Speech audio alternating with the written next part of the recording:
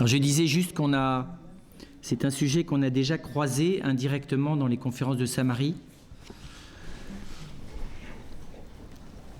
C'est frappant de voir que cette question du mariage, elle prend un relief de plus en plus frappant d'année en année.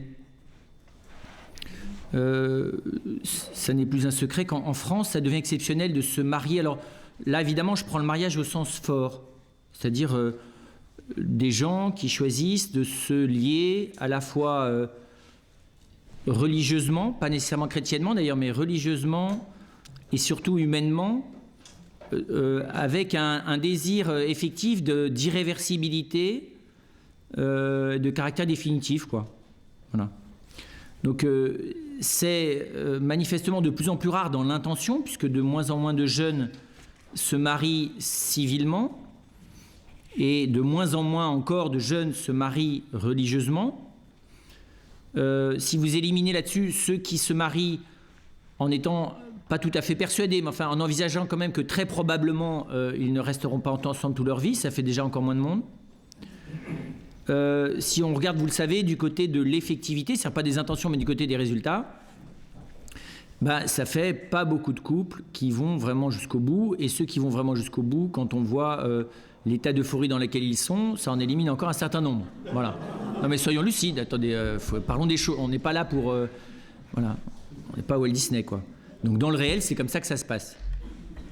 Et d'ailleurs, des fois, c'est pour ça qu'on donne raison aux gens de se séparer, parce que vu ce qui est devenu leur vie de couple, on se finit par se dire qu'il vaudrait mieux qu'ils se séparent. Voilà. Et donc, comment vous dire ça ? C'est un sujet qui était un peu euphorique et qui avait un ton léger peut-être dans les années 60-70, j'expliquerai tout à l'heure pourquoi. Aujourd'hui, c'est plutôt un sujet grave.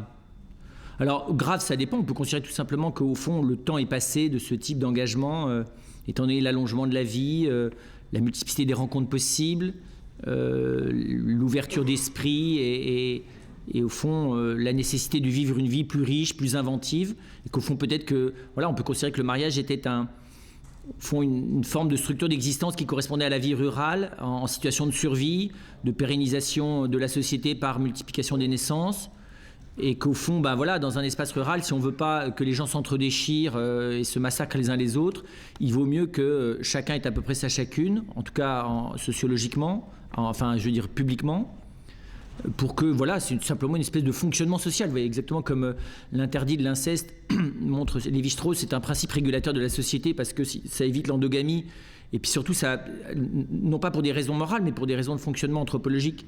Permettre l'inceste, ça détruirait les sociétés. Là, on peut se dire, que le mariage sous sa forme stable est au fond une forme d'invention des sociétés rurales pour se subsister le plus longtemps possible, en n'ayant pas trop de contraintes, étant donné que la vie était relativement plus courte.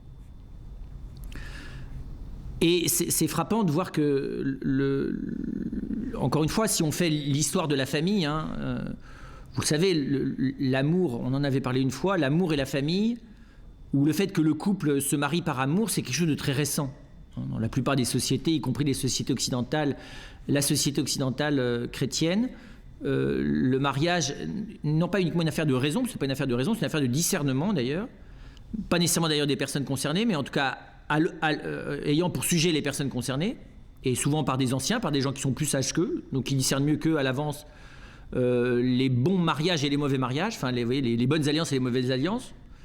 Vous avez les mariages arrangés pour des raisons politiques, qui la plupart du temps ne donnent pas nécessairement de bons mariages humains, puis vous avez des mariages arrangés humainement, c'est-à-dire qui sont arrangés par des gens qui ont 20 ans, 30 ans d'expérience de plus que les jeunes concernés, et qui ou décident ou orientent en tout cas ce choix.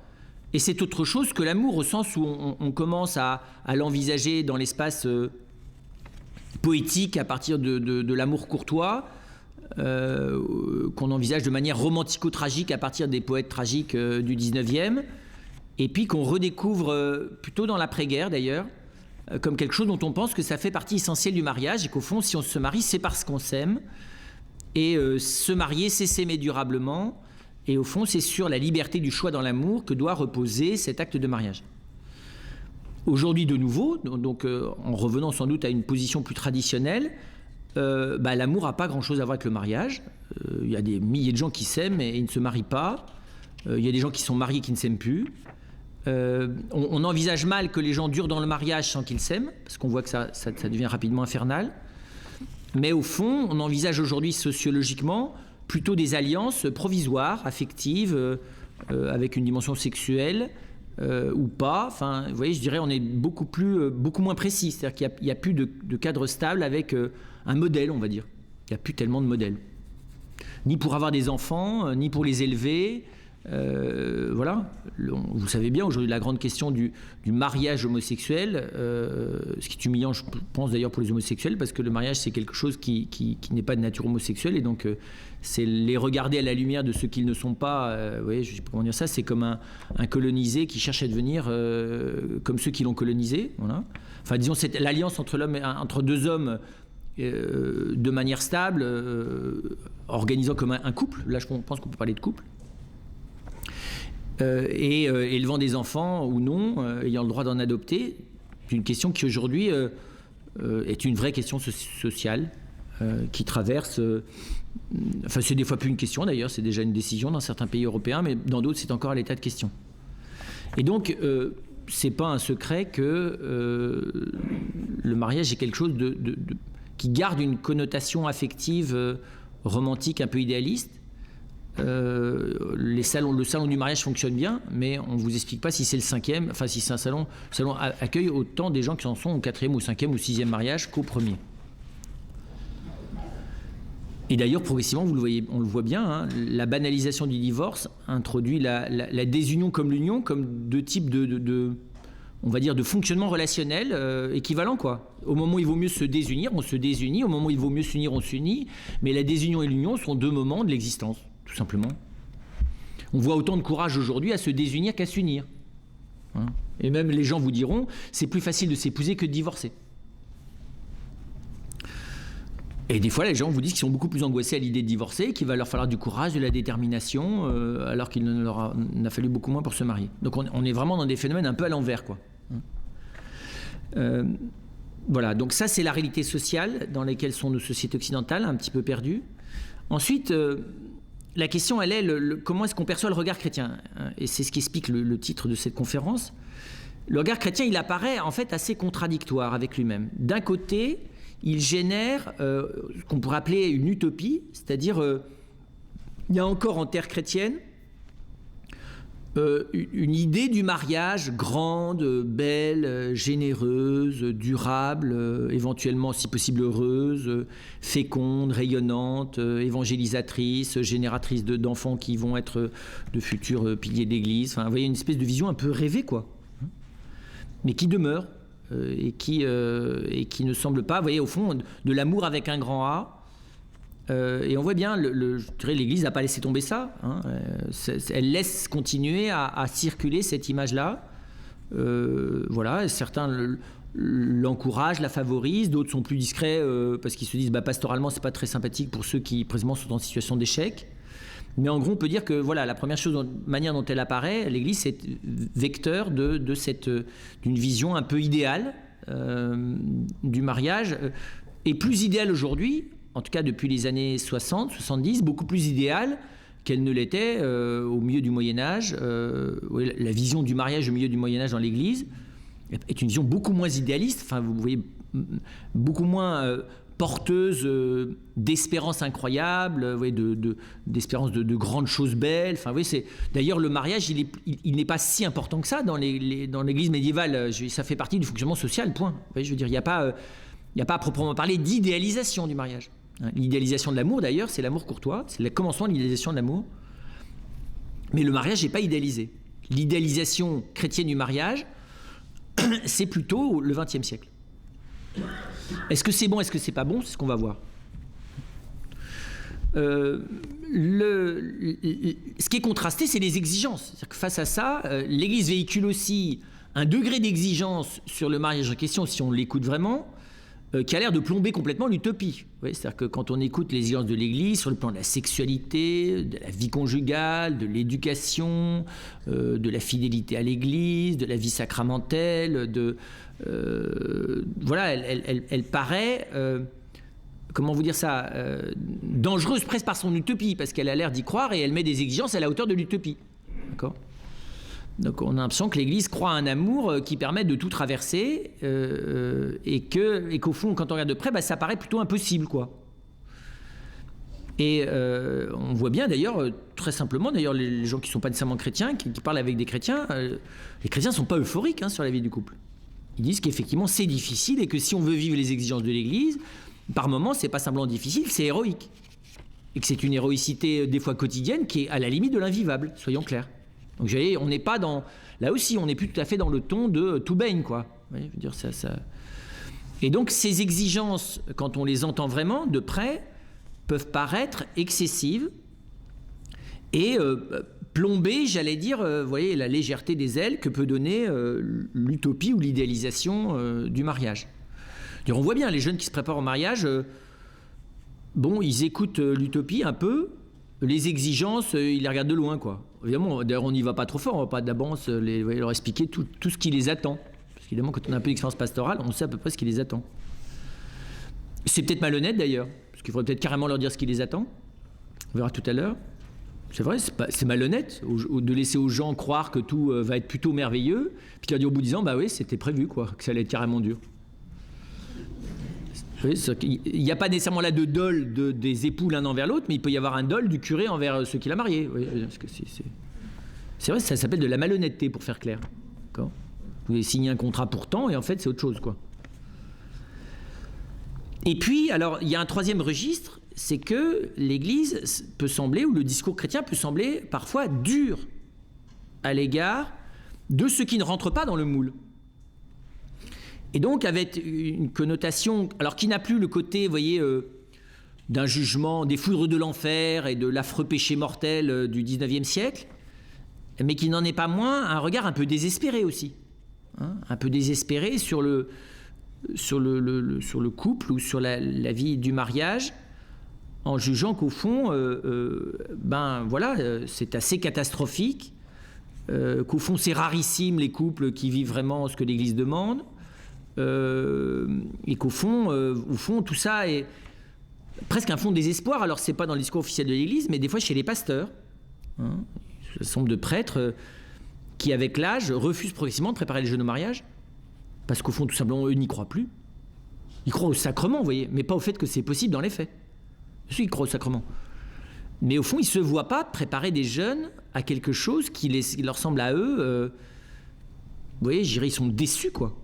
Et souvent, ils sont l'écho de déceptions effectives qu'ils ont eu à accompagner. Ou dans certains cas, ils ont un regard moral, et de dire qu'au fond, le monde dans lequel on est, là aussi, trompe les gens, parce que les vraies exigences du mariage, encore une fois, si on veut les vivre, c'est bien plus que ce que les 3/4 des chrétiens s'imaginent. Et donc, concrètement, on voit bien, c'est très contrasté. Enfin, le monde dans lequel on est perdu. Je ne veux pas dire que l'Église elle n'est pas perdue, mais elle dit des choses dont on ne voit pas très bien comment tout ça se combine, comment ça vient éclairer la dite réalité. Et voilà, alors là encore, il y a des choses qui peuvent aider l'un ou l'autre, mais on voit bien que l'Église a elle-même une difficulté. Elle a aujourd'hui, on voit bien un créneau d'aide aux couples en difficulté. Parce qu'évidemment, quand vous aidez des gens en difficulté, vous faites plutôt une bonne action. Donc c'est plutôt bien. Et puis vous vous dites que c'est pour que ça aille mieux. Ce qui est bien d'ailleurs. Mais j'allais dire, mais on n'aurait pas pu prévoir d'avance, ça allait aller mal. Et c'est provisoire, c'est qu'il faut qu'ils refassent une session tous les combien là. Vous voyez, parce que ça va aller régulièrement mal. Donc c'est pas possible sans session. Donc il y a une vraie question là. J'allais dire, je dirais, c'est difficile de percevoir dans l'Église un discours qui soit à la fois fidèle au magistère, réaliste, donnant de l'espérance, enfin réaliste correspondant au réel, vous voyez ce que je veux dire, qui ait vraiment du sens. En dehors, et c'est peut-être parce que c'est la seule manière de le faire, du témoignage personnel, de personne à personne. Et c'est une vraie question ça aujourd'hui. Est-ce qu'au fond, on peut parler du mariage dans l'Église autrement que de personne à personne ? Y a-t-il un discours officiel sur cette chose-là ? Est-ce que ça a un sens d'en avoir un d'ailleurs ? Ou est-ce qu'on n'est pas nécessairement voué à être complètement contradictoire avec la moitié du réel ? Vous dites que c'est génial, et tous les gens chez qui ça l'est pas, vous dites vous payez de notre tête. Vous dites c'est la catastrophe, tous les gens qui sont heureux vous diront mais attends, moi on va le voir, j'ai même pas besoin d'être marié religieusement, je vais bien quoi, merci pour moi. Je vois pas pourquoi tu pleures sur moi, ça va très bien. Et on voit bien que c'est pas simple voilà, de savoir il n'y a pas un discours simple, compréhensible, clair. Et donc je dirais que, à défaut, et puis si on prend un petit peu de recul, celui qui avait l'air à peu près d'avoir des idées claires sur la question et d'être à peu près réaliste, c'est Jean-Paul II. Enfin, je dis pas que Benoît XVI n'en a pas l'air, mais il aborde pas, c'est pas un sujet qu'il aborde, et quand il aborde directement dans la lignée de Jean-Paul II. Mais c'est vrai que c'est plus difficile quand on n'est pas Jean-Paul II d'avoir, vous voyez, et puis il a donné un enseignement qui n'est pas facile à digérer, et ça prend du temps d'entrer dans le regard qu'il avait. Et lui avait l'air d'arriver à la fois à regarder la réalité des choses, d'arriver à conserver un regard d'espérance, de ne pas diminuer les exigences sans les rendre dures. Mais de temps en temps, même quand on lit ses ouvrages, on dit, mais d'abord, on a du mal à rentrer dans le type de sagesse, tout simplement, qui était celle de cet homme, sur ce sujet. Alors, si on regarde, je dirais, le premier constat, c'est ça, c'est un sujet, le mariage est une vieille chose dans l'humanité, mais on est perdu, quoi. Et on est perdu sans doute plus que jamais. Pour identifier, au-delà de ce que vit chacun, ce que constitue cette réalité du mariage dans la société dans laquelle nous sommes, dans l'Église, dans l'humanité d'aujourd'hui. Ça constitue quoi? C'est vraiment quelque chose pour lequel il faut se battre. La famille, on dit que c'est important. Tout le monde est d'accord pour dire que c'est important. Le mariage, moins. Vous avez remarqué? On se bat pour la famille, ça. Il y a 20 ans, on ne se battait pas trop pour la famille. On se battait plutôt pour l'individu. Aujourd'hui, on se rebat pour la famille, mais pas pour le mariage. Et donc, je pense qu'on est, encore une fois, même si soi-même on peut le vivre d'une manière qui est heureuse, ou pas nécessairement malheureuse, c'est pas pour autant qu'on est capable de transposer ce qu'on vit aux autres. Enfin, tout simplement, la plupart des couples, si vous voulez, ne se donnent pas beaucoup le droit d'aller faire des leçons aux voisins sur ce qu'ils vivent. Et c'est bien d'ailleurs. L'époque où on pouvait témoigner avec allégresse, d'abord un certain nombre aujourd'hui témoignent moins, parce que quand ils ont témoigné, ils étaient un peu trop jeunes, vous voyez, et évidemment 20 ans plus tard, ce qu'ils dénonçaient chez les autres leur arrive. Il y a un certain nombre de gens qui témoignent plus beaucoup, parce que de toute façon, ils sont plus ensemble. Parce que je pense que dans ce domaine-là, il vaut mieux témoigner avec un petit peu d'expérience. Et puis, on voit bien ceux qui témoignent, de manière juste d'ailleurs, témoignent avec une beaucoup plus grande humilité. Vous pourrez leur dire d'ailleurs, du coup, c'est plus tout à fait du témoignage. Parce qu'au gros, c'est moi, dans mon vivre au quotidien, c'est plutôt comme ça, et dans ta vie à toi, ça va être différent. Vous voyez, bon, d'accord, à ce moment-là, si pour chacun c'est différent, vous voyez, quand même, le témoignage, ça a pour but que ce que je vis, ça donne des idées aux autres, mais est-ce que ça peut en donner aux autres? C'est une vraie question. Je ne parle pas du prosélytisme agressif, je parle de tout simplement...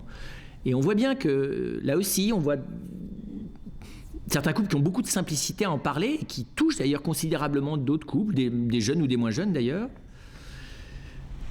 Et là aussi, on voit d'autres qui sont un petit peu durs dans leur manière de faire, mais on voit bien que c'est parce que... Enfin, dans leur manière de témoigner, parce qu'ils sont un peu durs dans leur manière de vivre d'ailleurs eux-mêmes. Et puis d'autres qui n'osent pas. Par humilité des fois, ou par courage. Des fois par manque de courage. Et donc, j'allais dire, la difficulté, c'est d'identifier de quoi il s'agit. Et moi, je suis très frappé de voir que c'est comme la famille. Ça fait partie des choses qui sont soi-disant évidentes, et en fait, qui ne le sont pas du tout. Et la famille, c'est très étonnant, la famille, tout le monde est d'accord. Moi, quand vous parlez, je fais une fois un cours à mes frères là-dessus. Et vous demandez à un frère ce que c'est que la famille. Enfin, tous les frères considèrent que c'est stupide de faire un cours sur la famille, que de toute façon, la famille, c'est évident. Ce que c'est. Comment ça marche bien, ça, c'est un autre problème, ça. Mais ce que c'est. Et vous interviewez un Autrichien, un Togolais, un Camerounais, un Marocain, un Tibétain, un Népalais, enfin non pas un Tibétain, un Népalais, parce qu'on a un frère Népalais, un Italien, un Philippin, et vous apercevez qu'en fait, ils ne sont pas du tout d'accord sur ce qu'est la famille. Ni où ça commence, ni où ça s'arrête d'ailleurs, ni quel est exactement le contenu de ce que vivent ces gens ensemble. Passer à la limite le fait que les enfants grandissent un peu. Est-ce que ça se dissout la famille une fois que les gens sont grands ? Ça se prolonge sous l'autorité de qui? Des parents, des grands-parents, des arrière-grands-parents? Qui a le contrôle de cette chose-là? C'est une famille sans centre, sans autorité? C'est informel? C'est consanguin? C'est quoi? On fait partie de combien de familles d'ailleurs? Je ne sais pas si vous avez déjà posé la question. Vous faites partie de combien de familles? Au moins 2, si vous êtes mariés. Non? Mais potentiellement combien d'autres? Vous êtes lié à vos oncles et vos tantes qui eux-mêmes sont raccordés à d'autres familles. Ça fait, quand vous réfléchissez, vous allez être complètement perdu. Finalement, c'est laquelle la vôtre? Parce que vous avez plein de pyramides possibles. Et puis, est-ce que j'appartiens à cette famille? Est-ce que j'en fais partie? De quel droit d'ailleurs? Ces gens décréteraient que je fais partie de chez eux. J'en fais irréversiblement et métaphysiquement partie. C'est à option, c'est facultatif. C'est-à-dire que la famille, c'est génétique, quoi. Ou c'est fondé sur le mariage. Mais si c'est fondé sur le mariage, c'est pas génétique. Donc à ce que je sache, j'appartiens pas à mes parents. Donc je vois pas pourquoi j'appartiendrais à la famille de confonder mes parents une fois que je veux la quitter. Si je la quitte, c'est que je ne l'appartiens plus ou je peux jamais la quitter en fait. Mais nous, on ne se pose pas ces questions, c'est clair. La famille est une évidence. Le mariage, c'est un peu pareil. C'est un engagement à quoi? À ce que ça dure toujours, ce que j'ai même pas commencé à faire. Parce que c'est très étonnant, moi je trouve que quand les gens se marient, vous leur dites, voulez-vous vous épouser? Ils vous disent oui, ils ne savent pas de quoi ils parlent. Deuxièmement, est-ce pour toujours? Ils vous disent oui, ils n'ont qu'une idée de ce que c'est que le toujours. Est-ce dans la fidélité? Ils vous disent oui, ils n'ont qu'une idée de ce que c'est. Les enfants que vous allez accueillir, ils vous disent oui, ils n'en ont pas non plus. Peut-être qu'ils vous disent oui, à partir de quoi? De ce qu'ils ont vu chez les autres? De la révélation divine qui leur a certifié intérieurement qu'ils ont raison de dire oui? Que de toute façon, ils ne se voient pas dire non au milieu de la cérémonie? À quoi on dit oui? C'est tout ensemble, quoi. C'est un package, vous voyez, on vous vend le truc et vous signez en bas. C'est pas évident du tout de savoir à quoi on dit oui. On dit oui au Seigneur, on dit oui à l'autre, on dit oui ensemble à lui, on dit oui à Dieu à travers l'autre, on fait quoi?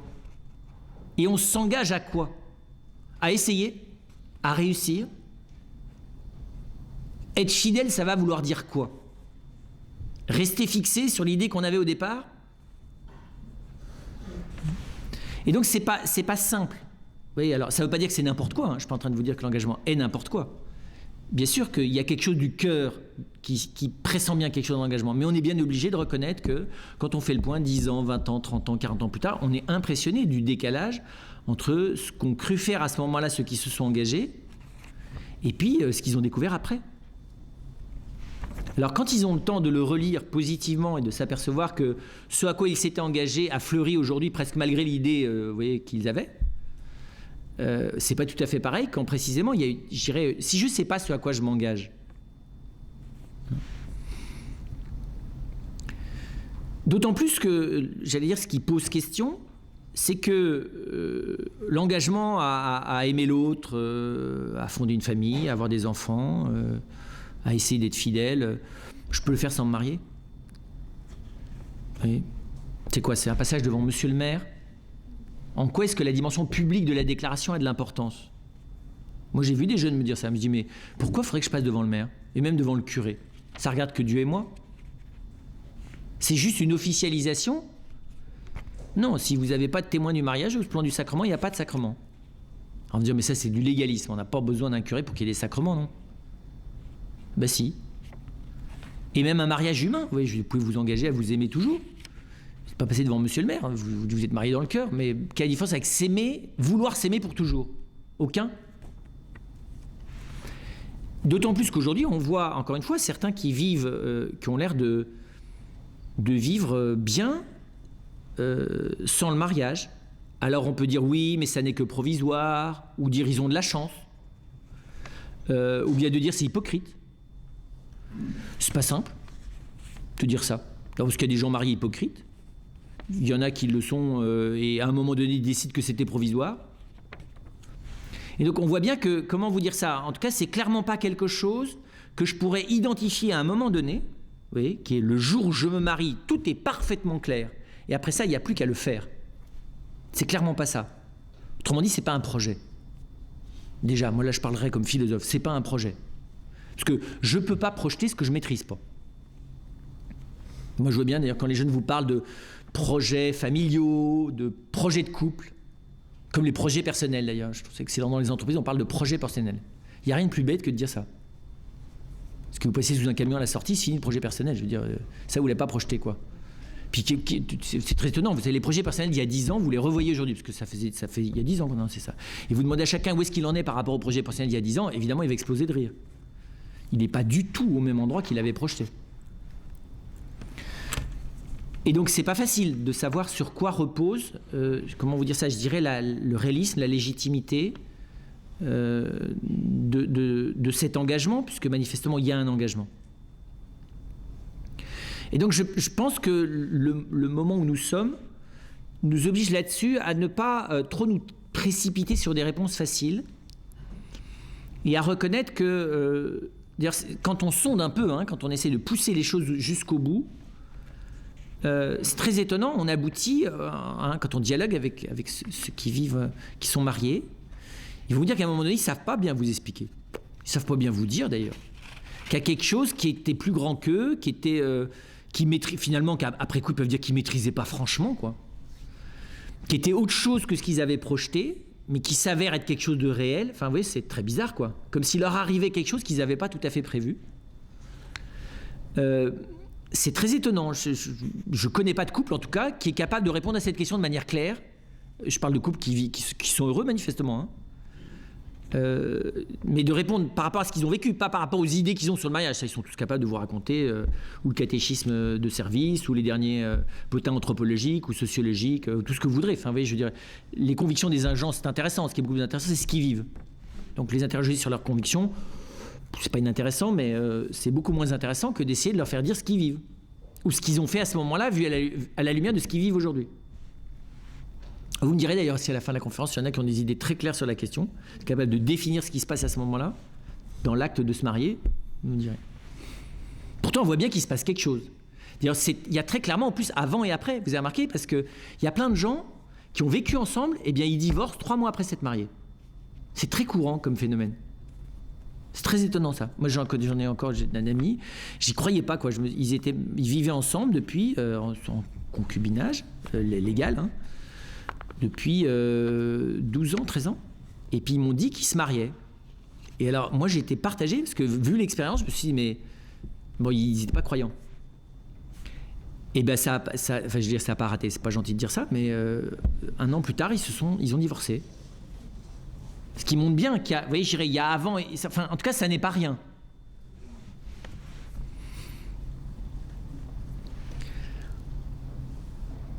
Et donc, si on regarde à vue humaine, la relation à l'autre, c'est quelque chose de très grand. Mais à vue humaine, on voit bien que l'engagement envers l'autre, il est un engagement dans le désir et dans la volonté, mais c'est un engagement qui ne peut pas prétendre être un engagement définitif. Vous voyez, au plan humain du terme. Comment pourrais-je le prétendre ? Je peux décider à la limite, je peux même pas décider que ça sera définitif de mon côté. Qui suis-je pour me connaître suffisamment et décider à 18, à 20 et même aujourd'hui à 30 ans, oui, donc on n'est pas beaucoup plus mûr que, il y a 20 ans à 5 de moins. On voit mieux les catastrophes qu'il faudrait éviter, ce qui ne veut pas dire qu'on sait mieux ce qu'il faut faire. Voilà. Donc on est plus lucide sur ce qu'il ne faut pas faire, ce qui ne vous donne pas nécessairement beaucoup d'intelligence sur ce qu'il faut faire. Ce qui des fois même vous empêche de le découvrir, parce que des fois il valait peut-être un peu mieux de naïveté. Mais un peu plus de naïveté. Mais concrètement, je ne peux pas raisonnablement, même prudentiellement, même amoureusement, au sens spirituel du terme, prétendre que je m'engage pour toujours. Je peux l'espérer, le désirer, le souhaiter, me déterminer autant qu'aujourd'hui j'en suis capable à cela, mais est-ce que je peux faire plus ? Non. Et en tout cas, je ne peux pas le faire à la place de l'autre en plus. Et c'est clair, faut être lucide, vous voyez, à 20 ans, quelle lucidité a-t-on sur soi, quelle lucidité a-t-on sur l'autre, et quelle lucidité a-t-on sur la relation ? Si on poussait les choses, on pourrait presque dire, mais ça veut dire qu'aucun mariage n'est valide, vous voyez. Tout le monde est immature. Donc en fait, arrêtons de croire à une maturité qui n'existe pas et que les curés ne compensent pas d'ailleurs, parce que le curé il n'est pas marié. Donc on pourrait me dire, il peut éclairer lui aussi à la lumière de toutes les catastrophes qu'il a vues, de tout ce qu'il ne faut pas faire. Il essaie de vous recommander des choses, mais il n'est pas vous. Vous voyez, je veux dire, quelqu'un qui me conseille dans l'ordre du mariage, il ne faut quand même pas exagérer. Je veux dire, c'est moi qui pose un acte. Je ne peux pas dire après ça, bah oui, non, mais mon père curé, il m'avait dit qu'en fait, ça allait marcher, quoi. Et je l'ai cru. Mais en fait, non. Il m'a trompé. Et donc j'allais dire, vous voyez, le mariage au sens humain, je ne parle pas de la présence de religieux, hein, on va reparler du mariage religieux, mais au niveau humain, non pas de gens qui ne croient pas en Dieu, mais de gens pour lesquels, en tout cas, même s'ils croient vaguement en Dieu, Dieu n'est pas à ce niveau-là, si vous voulez. Dieu n'intervient pas. Dieu, c'est le créateur, c'est sans doute le terme de l'origine de l'existence, c'est le terme de l'existence, mais j'allais dire, ça ne concerne pas directement ce que je suis en train de vivre. Hein, vous avez plein de gens qui sont croyants, mais moi, je prépare des fois des jeunes de mariage qui vous disent oui, que Dieu a pas, pour eux, ça n'a pas grand-chose à voir avec ça, quoi. Hein, ils n'ont rien contre, mais il n'est pas là-dedans, quoi. C'est pas son horizon, c'est pas son domaine à lui. Ça, c'est le domaine humain de la responsabilité. Et on voit bien que du coup, politiquement, c'est tout à fait normal, au moment où on fonde une famille, par contre, de dire voilà, nous mettons ensemble. Que le mariage constitue l'acte par lequel un homme et une femme décident de vivre ensemble sous le même toit et d'assumer publiquement devant la communauté la responsabilité des enfants qui vont naître d'eux, ça j'espère, oui. Ça, c'est un minimum de responsabilité politique. D'accord ?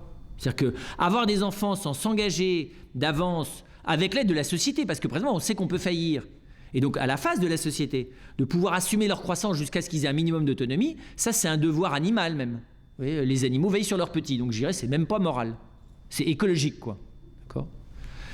Et donc quelqu'un qui n'est pas prêt à assumer ça, il n'est même pas animal, enfin oui, je veux dire, il est infra-animal quoi. Donc normalement, non mais il faut être clair, hein. Quelqu'un qui ne veut pas assumer la responsabilité de quelqu'un qui l'a engendré, je vous dis, il n'est même pas un animal. Pardon, mais il faut vous appeler les choses comme elles sont. Alors, en raison de fragilité psychique ou autre, on peut en être incapable, ça c'est autre chose. Mais je parle des gens qui s'en déresponsabilisent, notamment je pense aux hommes évidemment, hein, parce que voilà, le nombre d'hommes qui disparaissent dans la seconde ou la minute ou les quelques jours qui suivent le fait que celle avec qui ils ont eu des relations sexuelles attend un enfant, c'est tellement innombrable autour de la planète que ça fait beaucoup de gens qui sont dans l'infra-animal. Et donc, j'allais dire, cette réalité-là, elle est normale. Mais ça, c'est quoi ? C'est fonder une famille. C'est assurer, quoi qu'il arrive, une certaine cohérence et responsabilité à l'égard de la croissance de ses enfants. C'est pour ça, d'ailleurs, que je trouve, moi, de manière parfaitement insuffisante, les lois sur le divorce obligent, et je pense qu'elles obligent très très peu par rapport à ce qu'elles devraient obliger. Elles devraient être beaucoup plus sévères avec les adultes que sont les parents, étant donné la gravité des actes qu'ils posent et la dislocation psychique que ça opère chez les enfants, ce qu'ils sont en train de faire. Donc je dirais la tolérance de l'égoïsme nombriliste des adultes qui ont des enfants qui ont moins de 14 ou 15 ans me semble gravissime. Moi, je pense que c'est de l'ordre de la lâcheté sociale, il faut être clair. Dire, un enfant, il n'a rien demandé, je n'ai pas à lui faire subir mes problématiques affectives et relationnelles, je veux dire. Voilà. Alors, ce qui ne veut pas dire qu'il faut obliger les gens à rester ensemble, je ne suis pas du tout en train de dire ça, hein, mais de dire qu'au moins, il y a une vraie cohérence. Quand on voit les dislocations dont sont l'objet les enfants ballottés dans les conflits affectifs entre l'un et l'autre, moi je sais que ça me met dans une colère rare parce que je trouve que c'est gravissime. Enfin, pardon, mais... Et donc concrètement, et je trouve que là la société devrait être contraignante. Beaucoup plus contraignante. Parce que ça me semble, encore une fois, simplement, je dis, c'est une responsabilité animale assumée, quoi. Hein, et normalement plus. C'est-à-dire que c'est aussi l'engagement, même si on a à se séparer, à ce que d'être durablement un vis-à-vis de cet enfant, au moins comme ayant assumé sa conception, sa naissance et sa croissance. Oui, je veux dire, même quand il a 40 ans et que j'en ai 80, je veux dire, j'ai à continuer à assumer le fait que j'ai été son père, que j'étais sa mère. Vous voyez, je sais pas comment dire ça, c'est durable. C'est pas réversible, ça.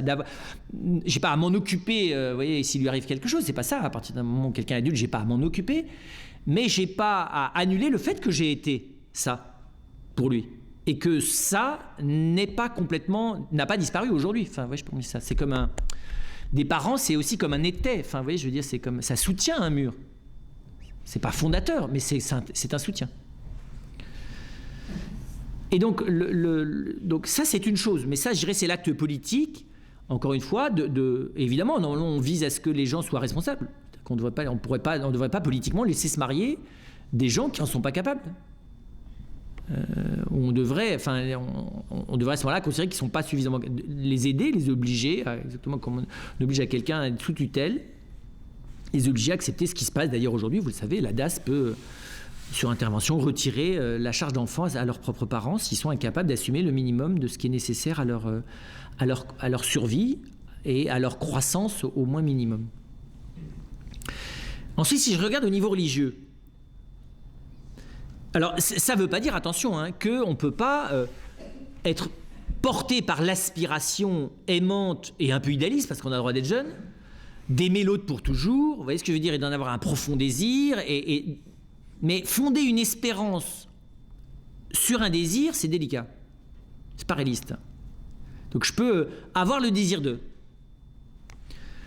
et espérer que je serai le mieux aidé possible, on va dire ça comme ça, par ceux qui m'entourent. Moi, je trouve ça assez beau d'ailleurs dans le mariage, de fait que c'est aussi un appel à l'aide. Enfin, vous voyez, c'est un appel à assistance, non pas à personne en danger, mais à personne qui s'en trouveront un jour, qui se trouveront un jour.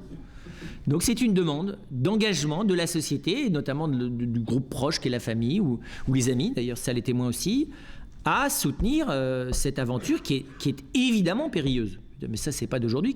On sait qu'elle est périlleuse depuis toujours. Ensuite, dans un horizon religieux. Bien sûr que Dieu ne peut pas ne pas être concerné par ça. Il est même sans doute concerné de manière directe. Hein. Il est même le premier concerné par ça.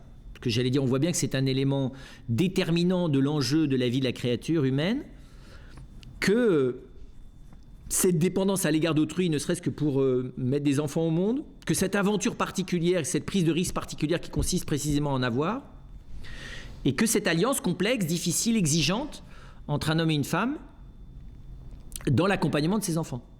D'accord ? Et toute la difficulté qu'il y a dans cette relation.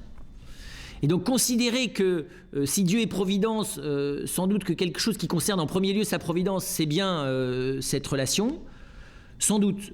Ce qui d'ailleurs transforme instantanément l'attitude religieuse en tentation de scandale, parce qu'on se dit, si la providence veille là-dessus, bonjour les résultats, quoi. Statistiquement, on voudrait bien savoir comment. Ce qui est un peu primaire, parce que j'allais dire, la providence, dans la sagesse divine, elle n'est pas sans la responsabilité de la créature. D'accord ? Dieu n'a pas créé des infantiles lobotomisés, quoi.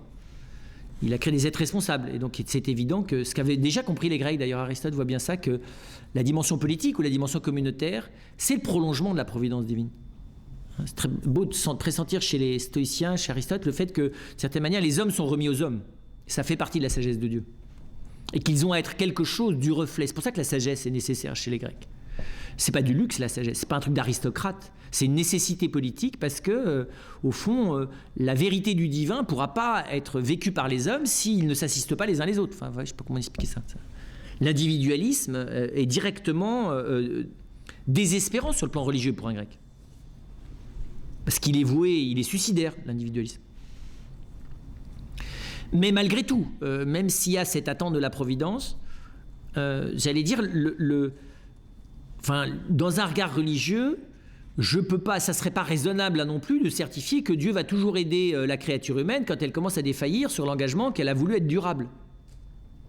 Je peux pas accuser tous les gens qui n'arrivent pas à vivre ensemble dans la durée de ne pas être fidèles à la manière efficace dont Dieu intervient dans leur vie. Il faut pas non plus exagérer.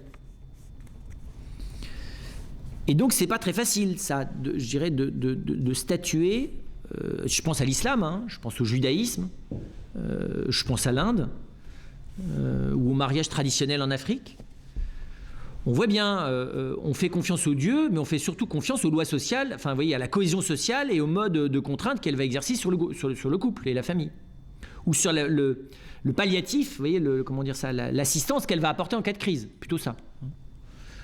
Donc là-dessus, les religions sont pas hypocrites, si vous voulez, mais en gros, on invoque beaucoup la bénédiction divine, mais surtout, on s'organise beaucoup pour que derrière, on limite les dégâts, quoi, pour être clair. Et on voit bien que, là aussi, en dehors de l'idéalisation religieuse, voilà, la réalité du couple telle qu'elle est vécue dans les différentes traditions religieuses est un lieu difficile. Difficile. L'amour, non. Quand vous lisez les poèmes de Tagore, par exemple, c'est très impressionnant ce qu'il dit de l'amour. C'est autre chose que le couple et la famille.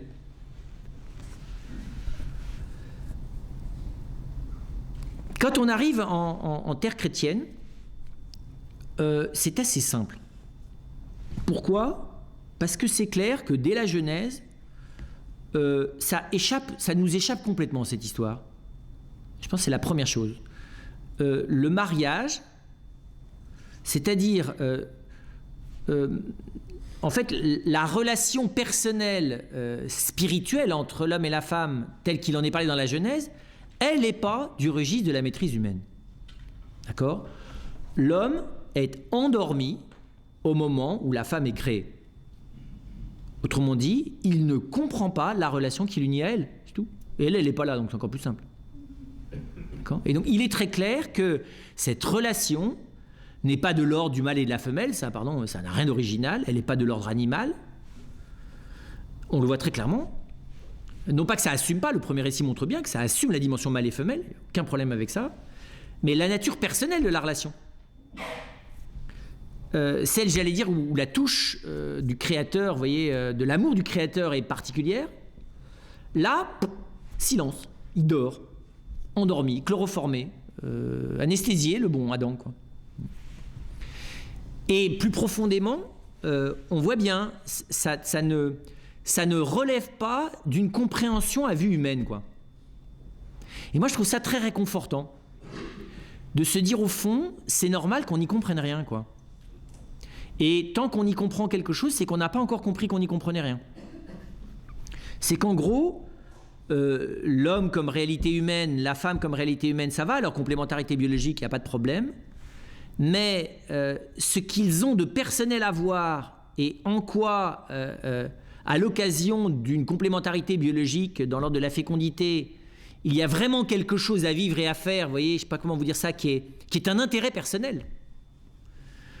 Qui n'est pas simplement de se trouver sympathique et de tomber amoureux l'un de l'autre. Vous voyez, quelque chose de personnel en profondeur. Au fond, c'est pas à la mesure humaine, quoi. On va me dire, oui, mais c'est problématique, parce que c'est nous, ça. Bah oui, c'est nous. Mais on voit très simplement que dans la Genèse, et on le voit d'ailleurs dans toute l'Écriture, c'est trop grand, quoi. C'est de l'ordre... comment dire ça ? Ça n'a pas d'intelligibilité en dehors de la présence effective de Dieu. On va dire ça comme ça. C'est-à-dire qu'en gros, si j'étais un peu peut-être, je dirais c'est son problème, pas d'abord le nôtre.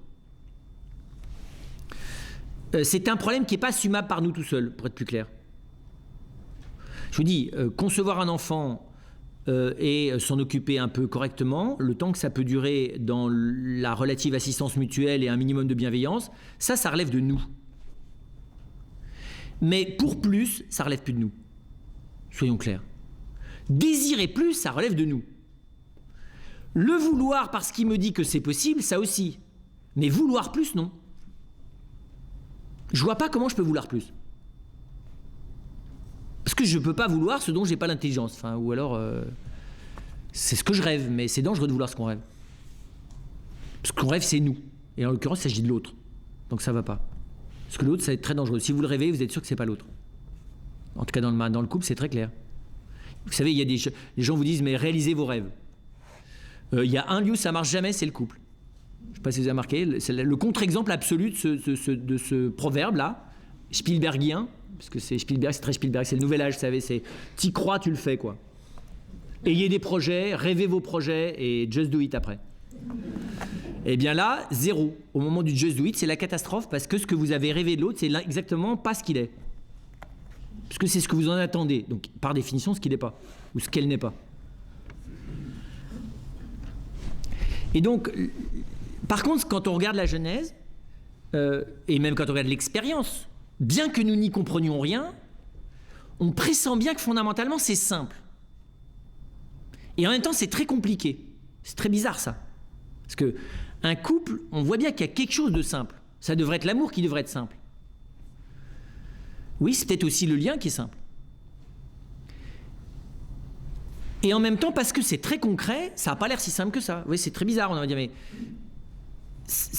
dans le fond, c'est simple, mais dans le concret, c'est pas simple. C'est vrai que le fond n'est pas concret. C'est vrai, les couples, c'est pas simple dans le concret. Il suffit de passer 10 minutes dans une famille, vous voyez vite que c'est pas simple. C'est au mieux complexe, au pire compliqué. Et on voit bien que... comment dire ça, c'est essentiel aussi. C'est pas juste simple, c'est pas juste difficile à vivre. C'est aussi essentiel, c'est-à-dire que, et c'est ce que redécouvre d'ailleurs l'Église. Au fond, la Genèse nous dit, c'est central, quoi. Je peux pas éviter cette relation. Ça veut pas dire que tout le monde doit se marier, que ceux qui se marient pas ratent l'essentiel de leur existence. Mais ça veut dire que la question de se marier avec quelqu'un, donc pour un homme de vivre durablement de quelque chose de personnel avec une femme sous le même toit, vivant la même vie et réciproquement, fait partie essentielle de l'existence humaine. Je ne peux pas dire autre chose. D'accord ? Ce qui veut dire au passage d'ailleurs que le célibat ou le vœu de virginité ou de chasteté n'a aucun sens si c'est par fuite de ça. C'est même ça, j'allais presque dire, ça invalide le vœu d'ailleurs, presque. D'accord ? Ça peut se comprendre d'ailleurs que dans le prolongement de ça. C'est-à-dire que, j'allais dire, un religieux commence à vraiment comprendre sa vocation quand il commence à comprendre ce qu'est la grandeur du mariage. Ça ne veut pas dire qu'il faut qu'il attende ça pour faire ses vœux. Hein. La preuve d'ailleurs, parce que les gens qui se marient ne comprennent pas la grandeur du mariage, pourtant ils se marient quand même. Donc, ça prouve que ce n'est pas nécessaire. Mais c'est pas facile d'avoir quelque chose qui nous touche essentiellement, parce que bien sûr que la fécondité, ça touche de manière importante la personne humaine, mais pas aussi essentiellement que cette relation de vie commune, que cette tentative entre l'homme et la femme, que de deux vies, il y en ait une, puisque c'est ça dont parle la Genèse. Pas par fusion et pas par juxtaposition. Alors là, on commence à voir. On voit que, comment vous dire ça, la manière dont et le Christ est dans le même registre, on y reverra. D'ailleurs, le Christ dit lui-même, pour bien nous faire comprendre que c'est trop grand. Vous savez, les pharisiens arrivent pour discuter avec lui, de savoir dans quels sont c'est exactement le problème des lois actuelles. C'est-à-dire, si on pouvait divorcer devant notaire. En gros, c'est ça. C'est exactement la question des pharisiens. C'est exactement la question d'aujourd'hui, puisque la question est, peut-on répudier sa femme pour n'importe quel motif ? Je vous dis, c'est traduit ça. Pourrait-on divorcer en passant devant le notaire avec un minimum d'actes administratifs ? Voilà. La demande vient des hommes dans l'Évangile. Et Jésus leur répond, en gros, vous n'avez strictement rien compris, et même d'ailleurs vous vous y prenez totalement à l'envers. Dès l'origine, il n'en était pas ainsi. Dès l'origine, il n'en était pas ainsi, ça veut dire que seule l'origine éclaire ce que vous avez à vivre vous. Et d'ailleurs, il leur dit, pour bien leur répondre, dès l'origine, il n'en était pas ainsi. L'homme quittera son père et sa mère et s'attachera à sa femme. Donc le processus d'attachement à la femme, c'est exactement le processus inverse que de la répudiation sous n'importe quel motif. À quelqu'un qui vous demande avec quelle rapidité il peut se détacher de la personne qui ne l'intéresse plus, vous lui répondez qu'en fait le processus essentiel divin, c'est l'attachement à la personne qu'il veut quitter. Et les disciples, qui sont aussi des hommes d'ailleurs, disent si c'est ça, peut-être que ça ne vaut pas le coup de se marier. C'est celui qui rend en vie religieuse ou qui devient prêtre par peur du mariage. Et Jésus leur répond, mais effectivement, ça n'est pas donné à tout le monde de comprendre ce que je viens de dire. Ce qu'il veut exactement dire, c'est sûr que ce n'est pas à vue humaine que vous allez comprendre ce dont je vous parle. Donc vous voyez bien, le désir d'aimer, le désir d'épouser quelqu'un, le désir de fidélité, le désir que ça dure, c'est une chose. Le réalisme de la volonté de s'engager là-dedans ne relève pas de la prudence humaine. C'est pas réaliste. Je ne veux pas dire que c'est dangereux, presque, de considérer que c'est à la portée de ma volonté. C'est une erreur profonde. Et donc on voit bien que, encore une fois, qu'est-ce que ça veut dire ? Ça veut dire que, si on essaie de le regarder, c'est un don. C'est-à-dire que le mariage est clairement révélé dans la Genèse, et Jésus le prend dans ce sens-là, comme quelque chose qui relève du don de Dieu d'une personne à une autre. Ce qui est complètement différent. Vous voyez, la responsabilité n'est pas là où on le croit. Celui qui assume la responsabilité du mariage, c'est le Seigneur. Encore faut-il que... comment dire ça ? Je le laisse assumer cette responsabilité. On va voir que toute la question est là. Mais ce qui est clair, c'est que cette question, elle ne relève pas d'un horizon uniquement humain, elle ne relève pas uniquement d'un horizon religieux, elle relève, c'est pour ça que seule la révélation peut nous donner la lumière dessus. Seule la révélation peut venir à la rencontre du désir qu'un homme et une femme peuvent avoir de s'aimer durablement, ou de fonder durablement une famille. Comment vous dire ça, on voit bien que les gens se marient, ils veulent fonder une famille heureuse, comme ils disent. Et vous ne pouvez pas avoir la garantie qu'ils vont être heureux, vos enfants. Ça ne relève pas de votre capacité. Par contre, ce qui est étonnant, ce qui est légitime, avec, on va le voir, la grâce du sacrement de mariage, c'est de laisser le Seigneur faire que cette alliance fasse que cette famille n'est plus simplement une famille biologique, plus simplement une famille sociologique, plus simplement une famille religieuse, mais une famille dans laquelle sa présence soit fondatrice. Alors bien sûr qu'il faut ce désir pour qu'il y ait ce don que Dieu fait d'une personne à une autre. Parce que s'il n'y a pas ce désir, Dieu fait, vous voyez, je veux dire... mais le désir est la condition sine qua non, ce n'est pas le désir qui fait le mariage. Ce qui fait le mariage, c'est le don. Alors vous allez me dire, oui, mais c'est bien gentil, ça veut dire quoi concrètement? En tout cas, la Genèse semble nous dire ça. C'est le don que le Seigneur, lui, personnellement, entre guillemets, fait d'un homme à une femme et d'une femme à un homme. Et ce don-là, il est comme tous les dons de Dieu, il est sans réversibilité. Dieu n'a pas l'habitude de reprendre ce qu'il a donné. Que je veuille plus de ce qu'il m'a donné, libre à moi, mais il ne le reprendra pas. Je ne peux plus lui demander de m'en débarrasser. C'est la raison propre d'ailleurs pour laquelle l'Église ne permet pas le remariage. Enfin, pardon, c'est pas qu'elle ne le permet pas, c'est qu'elle ne peut pas le permettre. Ça ne fait pas partie de son pouvoir. En ça, Dieu n'a pas délégué à l'Église. C'est très étonnant ça. Dieu n'a pas délégué à l'Église de marier les gens, contrairement à ce que vous croyez. Dieu a délégué à l'Église de reconnaître qu'ils le sont. C'est pas du tout pareil. Mais si quelqu'un a décidé de se laisser donner à l'autre par Dieu et de le recevoir tel que Dieu le lui donne, pardon, mais ça les regarde. Et ça regarde le Seigneur. Après ça, qui se débrouille à trois, on ne peut rien faire pour eux. Désolé. Alors, l'Église peut attester qu'il n'y a pas eu don, parce qu'il n'y a pas eu un désir réaliste. Vous voyez, il y avait une utopie faussée dans le désir. Donc il y avait, j'allais dire, un manque de réalisme élémentaire dans la réalité de ce que c'est que de se donner, ou tout simplement dans la réalité de la foi d'ailleurs. Parce que si le Dieu en quel vous croyez est une espèce de Dieu magique, ou une espèce de Dieu vengeur, ou simplement le Dieu de l'arrière-grand-mère auquel vous ne croyez pas, ça ne marche pas. Il n'y a pas de réalité, il n'y a pas d'alliance tout simplement, il n'y a pas de fondement à l'alliance. Et Dieu, ce n'est pas de la potion magique, c'est de l'alliance. La relation à Dieu, elle est éthique. D'accord ? Elle est de l'ordre de l'engagement, pour le coup.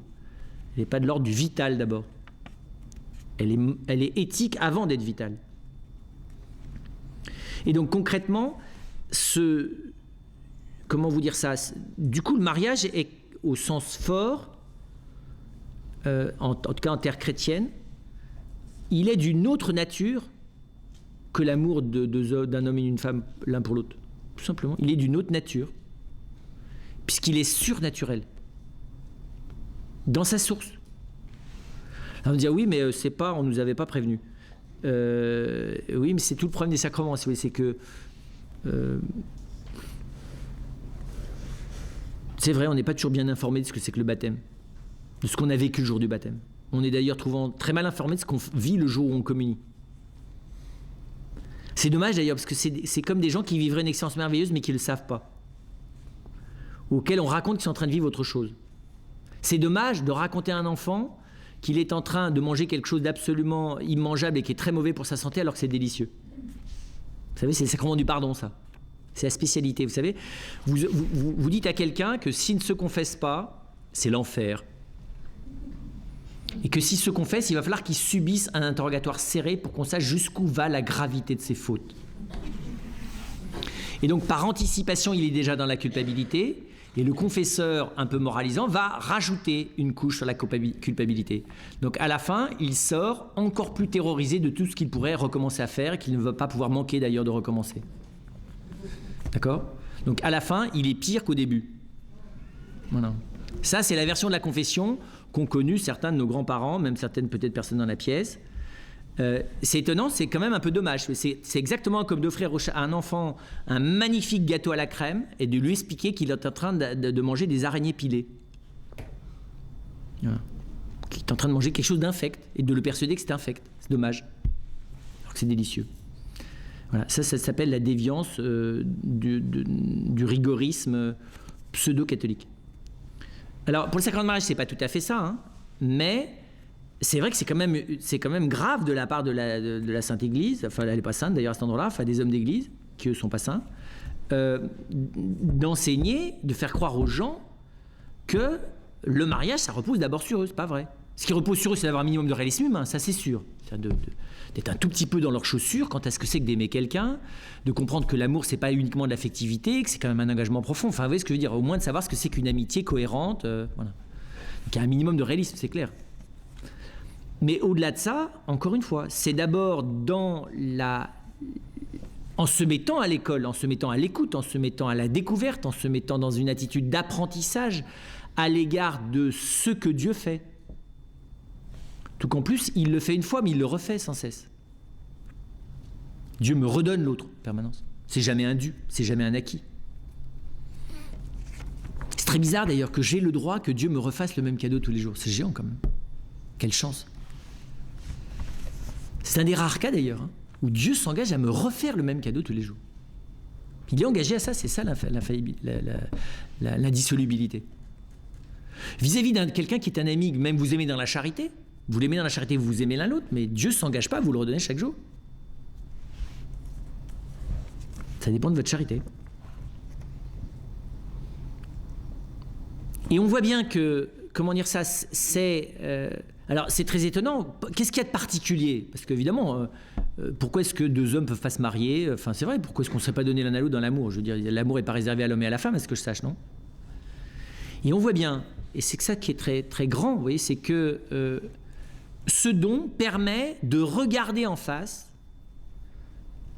d'une toute autre manière, le corps, enfin la relation entre l'homme et la femme, le corps.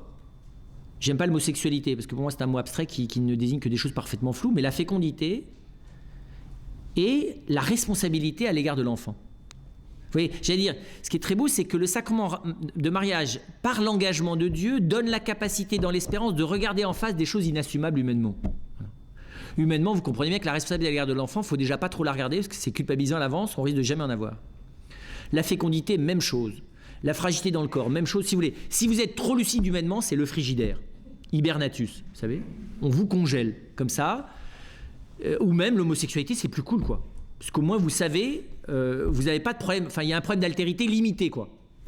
Parce que c'est une altérité dans le même genre, donc c'est plus simple. Mais là, vous cumulez toutes les difficultés de l'altérité. Parce que vous êtes dans l'altérité vis-à-vis d'un être dont l'essentiel de l'existence corporelle vous échappe totalement dans la compréhension, et durablement, et irréversiblement d'ailleurs. L'homme n'arrivera jamais à comprendre la femme comme elle est elle-même femme, ni l'homme comme il est lui-même homme. Il n'y a rien à faire. On ne peut pas passer l'intelligence. On peut faire tout ce qu'on peut, essayer de comprendre. On peut avoir lu 500 fois Vénus et Mars et tout ça, et fait plein de sessions, elle est lue et tout le truc, tout ce que vous voudrez. C'est très touchant d'ailleurs, parce qu'ils font tous des efforts avec elle, vous faites tous des efforts avec quelques méthodes, c'est très touchant comme effort. Mais même nous, on fait la même chose, nous les religieux avec nos sœurs et nos sœurs avec nous, on fait les mêmes efforts, on a lu aussi Mars et Vénus et tout ça et tout ça. Mais c'est bizarre qu'à la fin, on n'est quand même pas génialement intelligents les uns vers les autres, vous voyez, même en s'appliquant beaucoup. Ce qui est touchant, c'est l'application, pas les résultats. Et on voit bien que c'est la première chose, c'est que là, on est dans une altérité qui est irréversiblement, comment vous dire ça, non conceptualisable, ce qui est exaspérant, surtout pour un homme. Et non intuitionnable, ce qui est très exaspérant pour une femme, moins pour un homme. Hein, une femme n'intuitionnera jamais l'homme, et un homme ne concevra jamais ce que c'est qu'une femme. Mais encore, c'est rien ça. Après ça, cette altérité, elle est engagée dans le corps. Et dans le corps lié à la fécondité. Et à l'exercice de la fécondité d'une manière qui fragilise l'être. Parce que c'est vrai qu'il n'y a rien... C'est vrai, la fécondité, vous avez des animaux qui ont des modes de reproduction nettement moins fragilisants. D'accord ? Que le plaisir, la rencontre de l'autre et la fécondité soient liés à une telle fragilité dans l'être humain, vous ne trouverez rien d'analogue chez les animaux. C'est beaucoup plus sécurisé, beaucoup moins fragilisant, beaucoup moins dans la rencontre. Voilà, d'abord, c'est pas personnel, c'est pas spirituel, donc tout est beaucoup plus simple. Donc là, vous êtes dans le maximum de l'incarnation du spirituel et de la spiritualisation de la chair. Donc dans l'équation impossible, quoi. Puisque la chair est fragilisée par l'esprit en plus, et l'esprit fragilisé par la chair. À la limite, si on pouvait les assumer séparément. D'un côté, un bon esprit qui fonctionne, et de l'autre côté, une chair bien régulée. Ça ne marche pas. Il faut ou bien supprimer l'esprit, à ce moment-là, on devient des techniciens animaux, et encore. Les animaux n'ont pas besoin de supprimer d'une partie d'eux-mêmes pour fonctionner correctement. Ou alors c'est l'inverse. Vous êtes dans le purement spirituel, et vous supprimez la chair.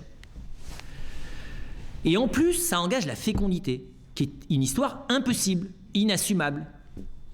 Que les petits des animaux reproduisent les petits des animaux, ça c'est assumable. Mais que vous soyez à l'origine d'un individu et d'un être auquel vous ne comprenez rien du tout parce qu'il est complètement autre, et dont en plus vous avez la responsabilité fondamentale en n'y comprenant rien, ni de manière conceptuelle pour les hommes, ni de manière intuitive pour les mamans, c'est vrai, vous n'y comprenez rien. Difficile de s'avouer, mais vous n'y comprenez pas grand-chose. Vous comprenez à peu près comment ça marche, c'est déjà pas mal. Mais qui ils sont, non, bien sûr que non. Eux-mêmes ne le savent pas, comment vous le sauriez-vous? Vous le découvrirez au fur et à mesure qu'ils le découvriront eux-mêmes. Alors, vous pouvez aller vous cacher en Dieu par la foi. Et là, effectivement, mais dans la foi. Donc, vous ne comprenez pas. C'est très bizarre. Une maman peut aimer vraiment son enfant pour ce qu'il est quand elle passe par la foi. Mais elle ne peut pas savoir qui il est. Et donc, tout ça cumulé, ça fait beaucoup, il faut reconnaître. D'accord ? Et on comprend que ça soit quelque chose qui soit essentiel. Et c'est effectivement essentiel. C'est pour ça que l'humanité, elle est, comment vous dire ça, je dirais, elle gravite autour de cette question-là. Plus ça va, plus j'ai la chance cette année d'aller dans les prieurés de mes frères tout autour de la planète. Et je suis frappé de voir que, en fait, partout, la question essentielle de l'humanité, à part Dieu, c'est celle-là. Et d'ailleurs, même la question de l'humanité essentielle, c'est pas Dieu. C'est qu'est-ce que Dieu vient faire à l'endroit où nous sommes les plus fragiles. Alors, il y a la mort, ou la souffrance dans ce qu'elle a de trop dur. Et même là, c'est bizarre, on s'en sort presque mieux. Parce que c'est pas quotidien. La mort, c'est une fois. Et la souffrance inassumable, ça peut pas être durable. Le couple, c'est tous les jours. C'est impressionnant. Et vous vous apercevez qu'en fait, le cœur de l'humanité, il se joue là-dedans. Alors, Dieu, mais non, ça se joue dans les négociations politiques entre les grandes puissances. L'important, c'est la sainteté des religieux. Non, non, non. Ça se joue dans le couple et puis dans la relation, précisément dans cette, comment dire ça, j'allais dire dans cette complémentarité divine, parce qu'elle n'est pas humaine uniquement. Même humainement, elle n'est pas très traçable, la complémentarité homme-femme. Cette complémentarité divine entre l'homme et la femme, dont le couple est j'allais presque dire, le lieu essentiel d'expérimentation qui doit bénéficier aussi bien aux célibataires qu'aux religieux. Et donc, il y a quelque chose là qui est très, comment vous dire ça, et on voit bien que l'Église redécouvre que le Christ est descendu là de manière essentielle. C'est-à-dire que, je ne veux pas dire qu'il n'y a rien de plus précieux au regard du Christ que le couple, mais le Seigneur sait que la vie théologale, la vie de chacun de nous avec lui, elle passe incroyablement par la famille. Elle passe incroyablement par les relations familiales. Elle passe incroyablement par ce que nous avons vécu comme enfants à l'égard de nos parents. Et elle passe incroyablement sur ce que vous vivez avec vos enfants et qui vivent avec vous. Et c'est pas pour rien que c'est très beau de voir que Jean-Paul II a repris cette expression de la famille comme petite église. C'est-à-dire comme lieu d'expérimentation fondamentale de ce que le Christ est venu accomplir au milieu du monde. C'est-à-dire transformer les relations humaines à l'intérieur de la vie, de l'amour divin. C'est très concret, ça. C'est un laboratoire de transformation de la dimension relationnelle humaine. Et si elle n'a pas lieu dans la famille, elle n'aura pas lieu dans l'Église. Ce n'est pas le seul lieu, hein. La paroisse en est une autre et la vie religieuse aussi. Mais c'est, comment vous dire ça ? Du coup, découvrir que ce lieu, j'allais dire à la fois essentiel pour la survie de l'humanité, parce que la fécondité, on le découvre aujourd'hui à travers la démographie, c'est essentiel. Ce lieu qui est un lieu de vulnérabilité affective permanente, la relation entre l'homme et la femme, elle l'est plus que jamais vulnérable. Un lieu essentiel pour la vie quotidienne des sociétés humaines à cause de la famille. Et un lieu essentiel de l'expérience, j'allais dire, du miracle de la grâce, vous voyez, du fait que Dieu est venu sauver ce qui était perdu. C'est ça que moi, plus ça va, plus je me dis au fond, parce que je fais ça, quand on prépare les gens au mariage, il faut commencer par leur dire, au début, il faut leur dire, en fait, tout est fichu. C'est tout foiré d'avance, mais complètement foiré, quoi. Là, il faut leur expliquer pourquoi c'est foiré. Pourquoi c'est tout raté, quoi. Vu comme c'est parti, c'est le mur, quoi. Et je trouve qu'il vaut mieux être franc. Parce que la grâce ne s'adresse qu'à ce qui est perdu. Oui, alors c'est à des années-lumière de dire, en fait, ça va bien, et avec le sacrement, ça va aller encore mieux. Mais le sacrement n'est pas fait pour que ça aille mieux. Le sacrement, il est allé pour s'occuper de ce qui va déjà mal. Ce qu'on oublie, vous voyez, de voir que la grâce du sacrement de mariage, c'est une grâce, c'est le mystère de la croix et de la résurrection. Mais elle descend dans le mystère de la croix. Et la croix, elle est déjà là. Parce que vous comprenez bien, l'impasse relationnelle, elle est visible chez les gens qui ont 20 ans. Alors elle est moins criante, elle est moins tragique, elle a moins de conséquences, mais elle est déjà là. Et si la grâce du Christ vient pas déjà, si je viens pas déjà confier au Seigneur l'endroit où je suis dans l'impasse relationnelle, alors évidemment il n'y a pas que vis-à-vis de celui que je vais épouser ou celle que je vais épouser, c'est vis-à-vis des fois de tous les autres aussi que je suis dans l'impasse relationnelle.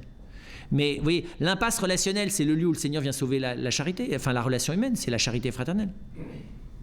Et ça, je pense que, alors pour le coup, aujourd'hui, c'est une grande redécouverte de l'Église, que la charité fraternelle, c'est-à-dire la transfiguration des relations humaines dans l'amour de Dieu, c'est ce que le Christ est venu faire. Il est venu nous faire vivre la vie divine, mais jusque dans la relation humaine.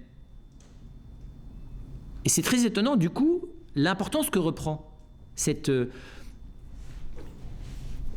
j'allais dire, comment vous dire ça ?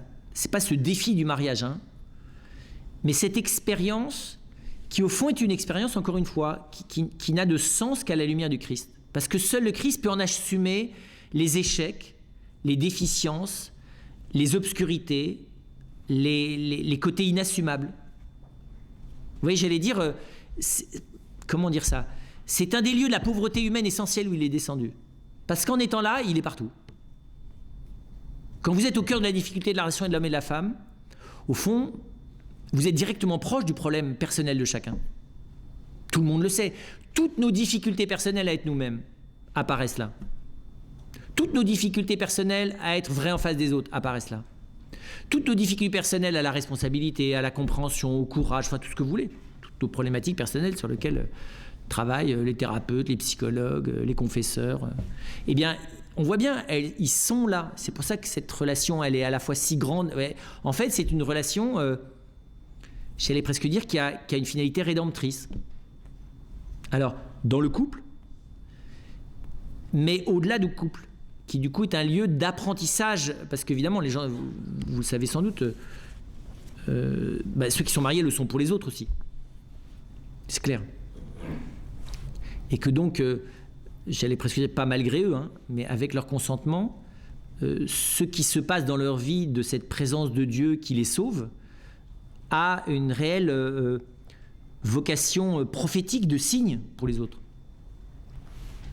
C'est vrai, on devrait regarder les tragédies paroissiales ou les tragédies communautaires ou les tragédies politiques à la lumière des tragédies familiales, en voyant comment le Seigneur vient, comment seule la lumière du Christ peut sauver ça. Mais je pense que c'est un lieu fondamental. Vous voyez, je pense beaucoup au Rwanda. Comment est-ce que... voilà, parce que vous savez qu'il y a une grande... comment dire ça ? Un grand examen de conscience de l'Église à l'égard de ce pays. C'était un pays dans lequel le catholicisme était très développé.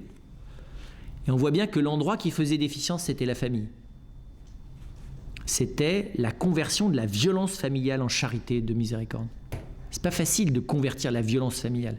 Et ça commence par la violence. Alors on parle beaucoup aujourd'hui de violence conjugale. Elle est là, la violence conjugale, mais elle est là dès le jour du mariage. Elle est là parce que si vous voulez, d'être confié à l'autre qui ne me comprend pas et que je ne comprends pas et réciproquement, je sais pas comment dire ça, c'est fragilisant, c'est pas possible. Alors il y a une part de soi qui se rassure, puis il y a une part de soi qui s'il est lucide, dit mais en fait, si c'est pas les mains du Seigneur qui me reçoivent à travers l'autre, c'est pas assumable. Mais je pense qu'il faut aller jusque-là, voir que là, le Seigneur vient se mêler de nos existences au plus intime. C'est ça, je trouve, qu'il y a de plus grand. Et il s'y mêle, non pas en me donnant une solution, mais parce que le mystère de sa présence, comment vous dire ça ? J'allais presque dire à un réalisme conjugal qui est infiniment plus grand que le nôtre. C'est exactement ce qu'a pigé saint Paul quand il dit dans l'Épître aux Éphésiens. Quand il dit, mais au fond, si on veut comprendre ce que vous avez à vivre, il suffirait de regarder comment le Christ a choisi d'aimer l'humanité. Et le réalisme avec lequel il est descendu dans la pauvreté, dans la richesse, dans la soif, dans tout ce qui est l'humanité, tout ce qui est la chair de l'humanité, voilà. C'est là que vous puisez, comment vous dire ça, là que vous touchez l'espérance de ce qu'il veut venir faire en vous. Vous voyez, ça, on commence à peine à le toucher. Qu'est-ce que le Seigneur vient faire là ? Trois quarts des couples, il y a 30 ans, vous voyez, le Seigneur, il n'était pas là, il était là-haut, quoi. Il surveille là-haut, il vous bénit, il vous donne des petits conseils, quoi. par le biais de la Sainte Église. Dans les moments de difficulté, il sera là pour vous aider par le sacrement du pardon. Enfin, tout ça, c'est très propre. Non, je pense que ce que nous révèle Paul dans l'Épître aux Hébreux, dans la lettre aux Éphésiens, c'est que le Seigneur est venu prendre à plein corps la nature humaine, et notre nature humaine dans sa pauvreté. Et donc c'est un lieu de rédemption, donc de résurrection. C'est ce que Jean-Paul II a développé à la fin de sa catéchèse sur le corps. Comment le regard ultime sur le mariage et sur le couple, c'était la résurrection des corps. Et moi je pense qu'on va beaucoup devoir développer ça, parce que les couples vont vieillir ensemble plus longtemps. Et que donc cet amour dans la fragilité et dans la faiblesse, comme véritable commencement dans l'espérance de l'expérience de la résurrection des corps, parce que la résurrection des corps, évidemment, c'est pas au top modèle qu'il faut demander ce qu'est la résurrection des corps. Hein.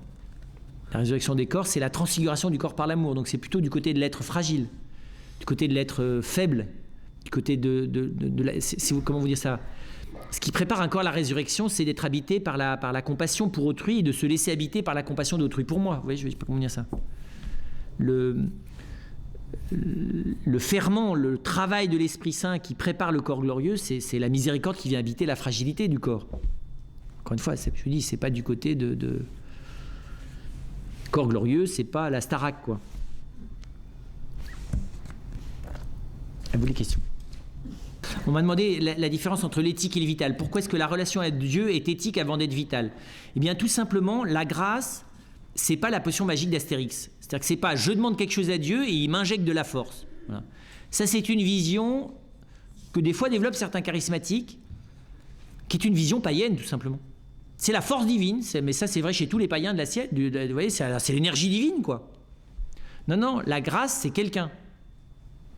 Et donc, c'est l'attraction personnelle du Christ sur moi qui transforme ma manière de vivre. Cette attraction est telle qu'elle vient changer jusque ma manière de vivre. Mais c'est l'autre, qui est le Christ, qui vient habiter mon cœur d'une manière substantielle. C'est pour ça d'ailleurs qu'un enfant peut être baptisé. Un enfant n'est pas baptisé parce qu'on lui injecte de l'énergie divine. Hein. Un enfant, il est baptisé parce que de toute façon, tout amour, il le reçoit. Un enfant ne sait pas encore refuser l'amour qu'on lui donne. Et donc, on offre au Seigneur cet enfant en disant « Seigneur, est-ce que tu veux bien le prendre dans tes bras, l'aimer ?» On le plonge, pour qu'on le plonge dans le sein de Dieu. Mais ce n'est pas une transformation magique. Notre mystère est un mystère d'alliance, de gratuité dans l'alliance. C'est pour ça que j'ai besoin de la connaissance de la foi. Parce que si je ne sais pas qui j'aime, je ne sais pas en vivre. Ce n'est pas automatique.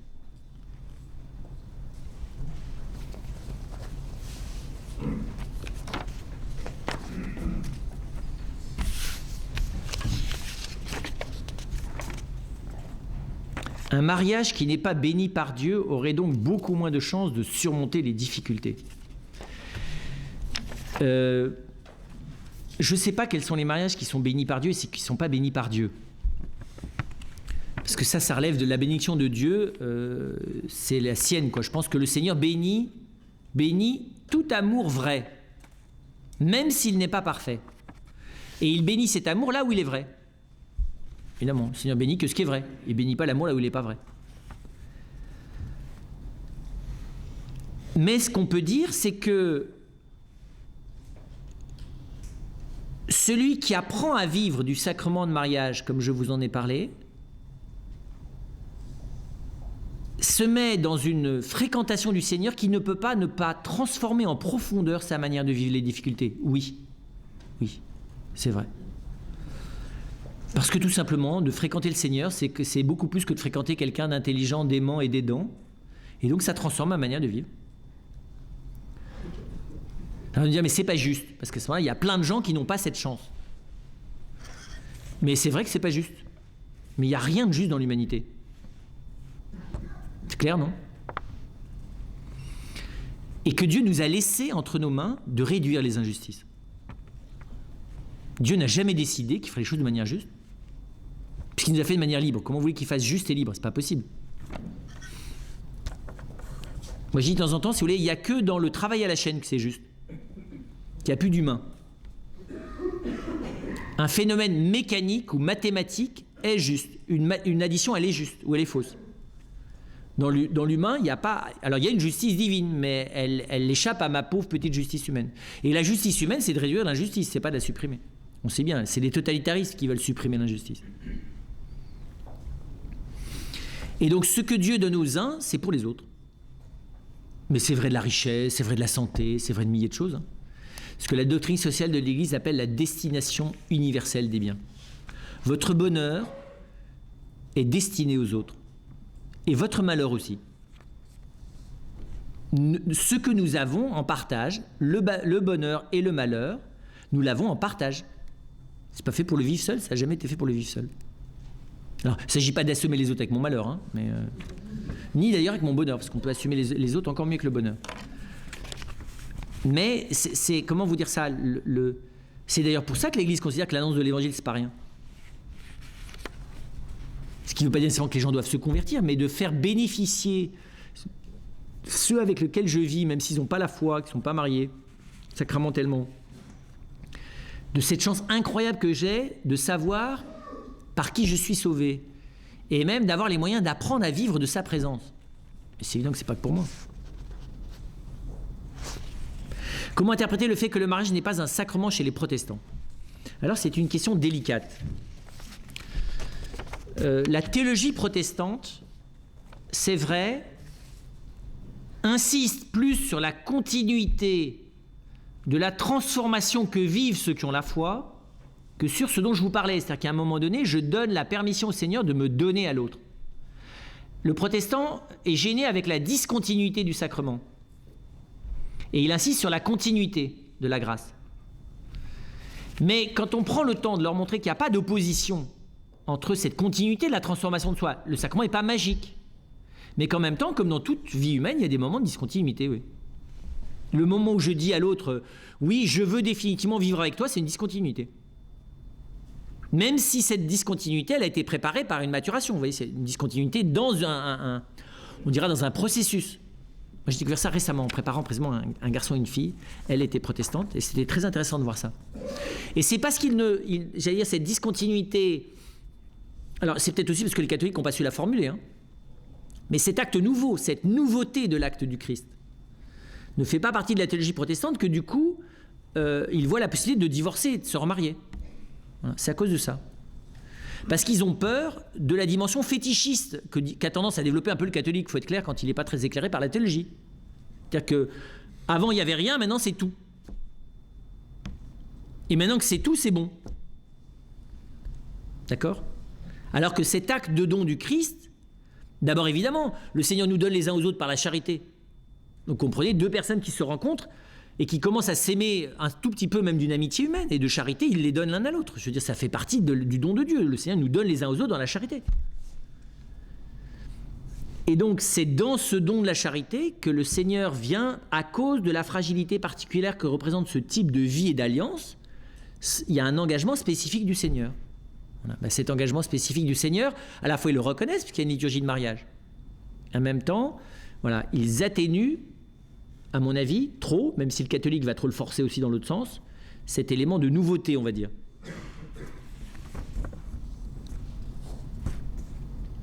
Ensuite, sont-ils mariés, sont-ils pas mariés, sacramentellement? Allez-y voir. Une des conditions du mariage, c'est vrai, normalement, c'est de croire que c'est possible qu'il est indissoluble. Donc, quelqu'un qui se marie en envisageant clairement la possibilité de se séparer, c'est délicat. Mais vous avez des catholiques qui l'envisagent aussi, mais ils ne le disent pas au curé. C'est pas facile la conscience, hein. Qu'est-ce qui se passe là-bas dedans? Déjà, soi-même, on n'en sait pas grand-chose. Pensez-vous que le mariage chrétien surnaturel est à la portée du plus grand nombre de nos contemporains? Je pense tout à fait, parce que le malheur étant à la portée de tout le monde aujourd'hui, en être sauvé est à la portée de tout le monde aussi. Sauf qu'il faut s'apercevoir qu'on est dans le malheur, tout. Et arrêter de se raconter, alors qu'on a déjà de l'eau jusqu'en haut des oreilles, que le Titanic est insubmersible. C'est ça notre monde, qui est d'une hypocrisie notoire. C'est qu'il faut attendre... vous voyez, il faut attendre le constat du SAMU qui a eu 15 morts dans l'accident pour dire qu'effectivement on a légèrement glissé dans le tournant. On en est là, nous. Donc c'est sûr. Mais je pense que... Et je pense même que c'est urgent, parce que je dirais les suicides de couple, au sens pas physique, mais au sens... ça existe. Des couples qui ne croient plus que c'est possible. Tout simplement parce qu'on les a jamais éclairés, même humainement, sur ce qui était possible. Vous avez des couples qui se séparent parce qu'ils ne s'entendent plus. Mais c'est affectif de plus s'entendre, non? Ça se répare de plus s'entendre. Vous voyez, on remet des comment ça s'appelle, les choses, là, les sonotones, ça se répare à l'audition. Hein. On ne s'entend plus. Les motifs, si vous voulez, de séparation sont des fois tristounets parce que c'est des choses qui font parfaitement partie d'une vie normale, mais à cause de l'ambiance tragique, vous voyez, environnante, des choses qui sont finalement pas exceptionnelles humainement, finissent par devenir effectivement graves. Parce que le dossier s'accumule sans qu'on traite, vous voyez, les problèmes.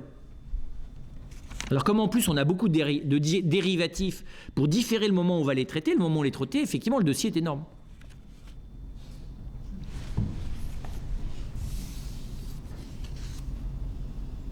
Pourquoi ces divorces dans des couples anciens, si le Seigneur ne les aide pas, le consentement n'était pas valide? Non, c'est que dans un couple ancien, on est deux. On ne peut jamais obliger l'autre à être fidèle. Moi, je ne connais pas de couple qui est divorcé dans lesquels ils étaient tous les deux victimes. Je ne connais pas, moi. Où ils étaient tous les deux victimes. C'est-à-dire qu'en fait, aucun des deux n'y pouvait rien. Ça ne veut rien dire, ça. Se sépare pas et qu'aucun des deux n'y peut rien. Donc vous voyez, ça veut dire, si on se sépare, c'est bien parce qu'on le décide. Et si on le décide, c'est bien qu'il y en a un des deux qui l'a proposé ou l'un des deux qui l'a décidé. Enfin, je veux dire, vous voyez, ça... Alors effectivement, c'est parce qu'on ne vit pas l'un ou l'autre, l'un et l'autre ne vivent pas assez de la grâce. Mais allez-y savoir aussi de près. C'est infiniment difficile. Mais je pense quand même que de prendre une décision définitive... non pas de divorcer, parce que le divorce, c'est des fois une question de survie. Ça peut être une question de survie psychique et sociale. Je pense pas ça. Hein. Moi, je pense au fait de lâcher l'autre. Comment vous dire ça? D'envisager qu'on va, comme on dit aujourd'hui, refaire sa vie. C'est ça, pour moi, la question. C'est pas divorcer. Je veux dire, la question, c'est à partir du moment où ma vie se réorganise délibérément, indépendamment de l'autre. Voilà. Pour être très précis. C'est là qu'il est l'acte.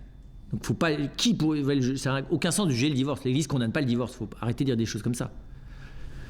On est même des fois comme pasteur, au contraire, on pousse la personne à divorcer. C'est la seule manière d'éviter le pire. Mais je dis, c'est pas la même chose que... Vous voyez ce que je veux dire? Que le moment où je réenvisage d'organiser ma vie fondamentalement de manière indépendante de l'autre.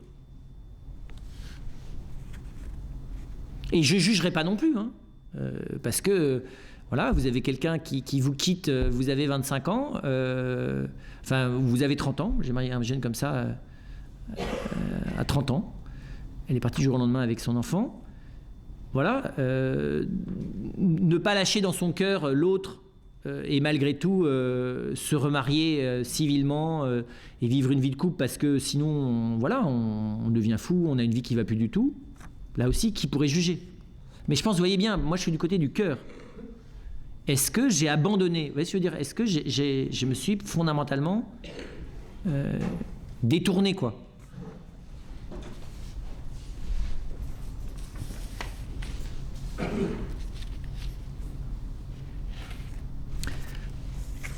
Alors je vais les garder cette question pour tout à l'heure. Quand Jésus dans les évangiles parle-t-il du sacrement de mariage? Eh bien, face aux pharisiens, quand il dit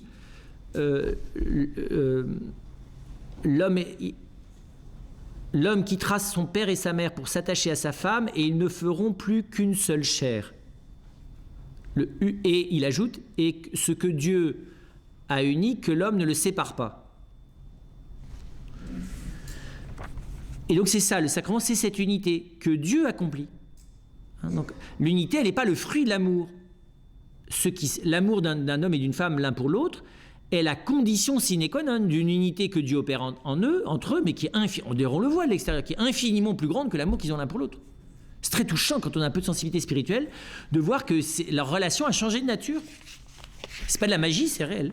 Il y a quelque chose de la possibilité d'une liberté intérieure que Dieu leur a donnée qu'ils n'avaient pas la veille du mariage. C'est très impressionnant ça.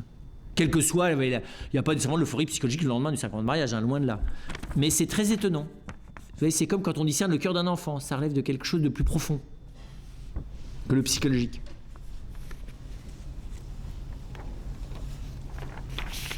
Pourquoi n'aurait-on pas le droit de rêver? On a tout à fait le droit de rêver. Le rêve n'élève-t-il pas l'homme? Le romantisme n'est pas mort. Ah non, ça c'est sûr qu'il n'est pas mort. Bien que, tout l'instant, on est moins dans le romantisme que dans le cauchemar. Mais le rêve, c'est bon, c'est très bon. Ça défoule, ça permet de créer. Ça peut être créateur, le rêve. C'est un des lieux, c'est vrai, d'objectivation, des fois, de quantité de choses qu'on vit le jour et qu'on découvre à travers les rêves on n'avait pas vu, qu'on avait vécu des choses comme ça. Mais je préfère l'art au rêve. Parce que l'art garde le symbole, la beauté dans l'art, garde un certain réalisme. Le rêve, il peut être délirant, il peut être de la fuite. Voilà. Donc le rêve, il est une détente. Mais on sait que la détente, il faut trouver la frontière entre la détente et la fuite. Ensuite, le romantisme, pour moi, c'est catastrophique. Mais bon, ça, pardon, ça n'engage que moi. Parce que le romantisme érige la nostalgie du rêve en sentiment fondamental. Et cultiver la nostalgie, alors ça, je trouve que c'est parfaitement catastrophique. Parce que la nostalgie, c'est un désespoir qui n'a pas le courage. Ouais, c'est une espèce de désespoir larvé qui vous empoisonne tout, qui vous interdit le bonheur là où il est possible, qui vous permet même pas de voir le malheur là où il existe, et qui, comment vous dire ça, qui nourrit son désespoir de l'espérance. Et moi je trouve ça détestable. C'est ça un romantique. Un romantique, il est toujours un peu nostalgique, il est jamais vraiment complètement heureux, mais c'est parce qu'au fond il espère toujours un peu autre chose.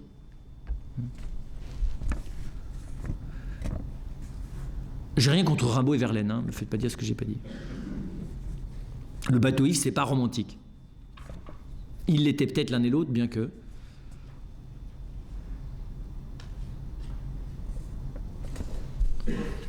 Par contre, Dieu peut parler dans les rêves. Ça, c'est des songes. Alors ça, c'est essentiel. C'est un lieu de, on va dire ça comme ça. Le rêve est un magnifique lieu de communication avec soi-même, avec les autres et avec Dieu. Mais c'est un média, le rêve. Donc à ce titre-là, tout à fait d'accord, c'est génial. Mais c'est un média. Je ne peux pas accorder à son contenu un réel qu'il n'a pas. À la croix, le Christ ne rêvait pas. Et le matin de Pâques, Marie-Madeleine a été un peu fraternellement sortie du rêve. Vous dites que le sacrement du mariage est un commencement à la rédemption des membres du couple. Mais on dit souvent qu'il ne faut pas se marier pour chercher une guérison. Qu'en pensez-vous ?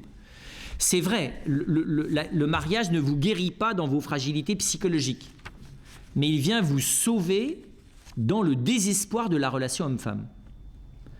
L'humanité véhicule dans sa culture fondamentale un désespoir réaliste dans la relation entre l'homme et la femme, et qui d'ailleurs se véhicule très bien dans les bonnes familles catholiques. Vous avez des familles où c'est marrant, toutes les femmes désespèrent des hommes, et d'autres dans lesquelles tous les hommes désespèrent des femmes, où des fois ça saute une génération, vous savez, ça te passe de la grand-mère à la petite fille, mais de haine des fois même. C'est très bizarre ça, la transmission génétique des réactions inconscientes, qui remonte souvent des fois, je sais pas trop quoi, à l'arrière-grand-mère qui était affreusement déçue de son mari, ou, enfin ça dépend des... C'est très bizarre la généalogie des affections. Et donc c'est vrai que le sacrement vient nous sauver, vient nous guérir du désespoir de la relation homme-femme. Mais dans certains cas, c'est pas évident pour se laisser guérir, parce que il faut véritablement prendre le temps d'entrer dans cette rédemption. C'est pas magique, hein. Donc d'entrer dans le vrai regard du Christ sur l'homme et la femme. Et c'est rééducatif. Et des fois, c'est, je vous dis, moi par expérience, des fois la rééducation est sévère, hein. Parce qu'on a tous une petite idée sur le sujet. Les hommes souvent par régression, les femmes par intuition. C'est vrai, les hommes, ils ont des intuitions sur les femmes plutôt par régression. Ils n'ont pas tellement envie qu'on aborde le sujet. Ils ont des idées toutes faites, mais ils n'ont même pas envie qu'on en parle. C'est plutôt des idées qui visent à leur confort, quoi. Les femmes, elles ont des intuitions, elles ont des fois plein d'idées, comme dans toutes les intuitions, dont un tiers sont fausses. Et donc, c'est pour ça qu'il faut un dialogue. Et donc, le dialogue entre l'homme et la femme a pour base la rédemption du couple par le sacrement. C'est rare, hein, les discussions entre les hommes et les femmes, sur les hommes et les femmes de manière vraie. Et le pardon dans le couple, ça n'existe pas. Si, bien sûr, ça existe. Précisément parce qu'il y a cette rédemption par le sacrement. Et le sacrement de mariage est une source intarissable de pardon. Et des fois, dont il est nécessaire qu'elle soit intarissable. Parce que le pardon, c'est pas en une fois. Et qu'il y a besoin précisément qu'il y ait cet engagement du Christ à ne pas quitter cette unité qui, dans certains cas, humainement est brisée, pas divinement. Et il est là comme une source. Et j'allais dire, je peux pas dire tout à fait, si, j'allais dire, il y a beaucoup de cas où le pardon, il est jamais acquis. C'est peut-être un des propres du couple aussi, où il y a besoin d'une rédemption permanente. Moi, je suis frappé de voir qu'il y a des choses, ils ou elles veulent le pardonner. Mais s'ils sont honnêtes, en fait, ils n'y arrivent pas de manière définitive. Ça revient. Au premier mot, à la première situation qui rappelle ça, ça revient. Alors on va dire, oui, c'est parce qu'on n'a pas assez aimé, on n'est pas assez généreux, on n'est pas assez chrétien. Non, c'est qu'on est toujours en état de salut. On est toujours en état de salut. On va me dire, mais c'est vache quand même, le Seigneur pourrait à un moment donné guérir les choses, non? Non, parce que la vie nous est plus profondément donnée dans la pauvreté que dans la santé. C'est très mystérieux, ça.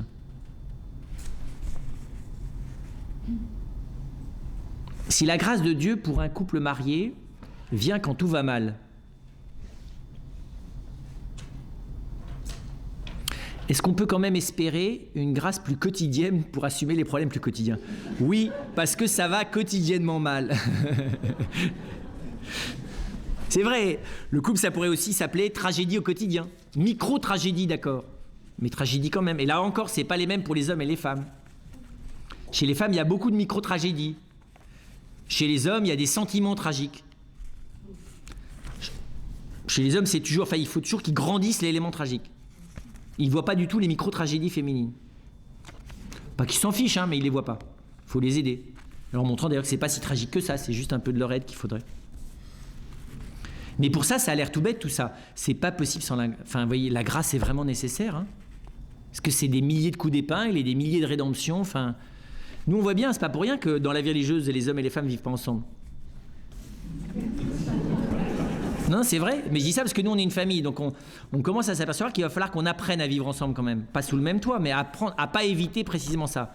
Et ben je peux vous dire qu'on n'y va pas à reculons, mais on y va en se disant bon, on va aller se renseigner auprès des gens qui ont déjà l'expérience.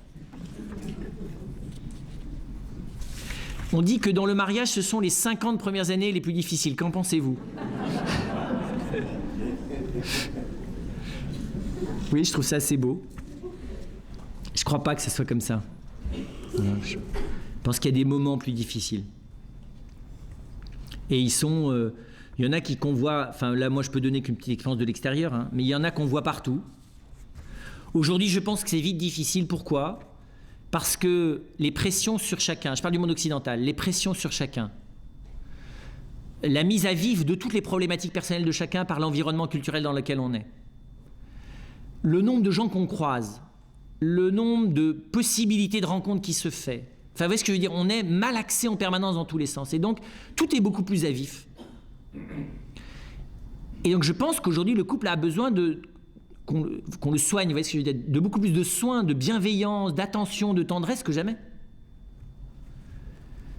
Parce qu'on est dans un monde qui n'est pas tendre, hein, on est dans un monde qui est terriblement dur. Et puis qui vous crée des espèces de possibilités de fuite incroyables, incroyables. Le nombre de gens qui vous voyez, se refaire sa vie. Mais personne n'avait les moyens d'imaginer de refaire sa vie quand il habitait Argenton-sur-Creuse au XIXe siècle. Vous voyez? Et aujourd'hui, les gens envisagent de se refaire une fois, 2 fois, 3 fois leur vie. Presque de se refaire une vie tous les ans. C'est impressionnant, vous voyez, je veux dire, et on est dans l'illusion, c'est l'illusionnisme, pour le coup. Mais qui marche. Je pense ça, hein, parce que je pense que le monde économique là-dessus, malheureusement, il y est pour beaucoup. Le côté libertaire, 68, qu'on n'a toujours pas le courage de reconnaître comme une catastrophe écologique nationale et internationale, mais comme si la liberté, ça définissait la personne humaine. Mais je pense que ce qui fait beaucoup de mal aussi, c'est ça, c'est l'ambiance économique du challenge, de la mobilité, de fait qu'il faut saisir les opportunités, qu'on peut refaire sa vie autrement, que de toute façon rien n'est jamais perdu, qu'il faut rebondir, enfin vous voyez, cette espèce d'ambiance-là. Qui fait que tant qu'on n'a pas vécu plusieurs expériences différentes, on n'est pas des gens intéressants, enfin vous voyez, où on va multiplier la diversité, je sais pas comment, espèce de collection d'expériences successives.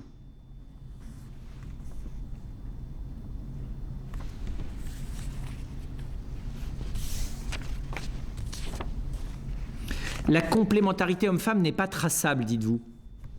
Êtes-vous sûr que les hommes soient par nature conceptuels et les femmes intuitives? Bien sûr que non.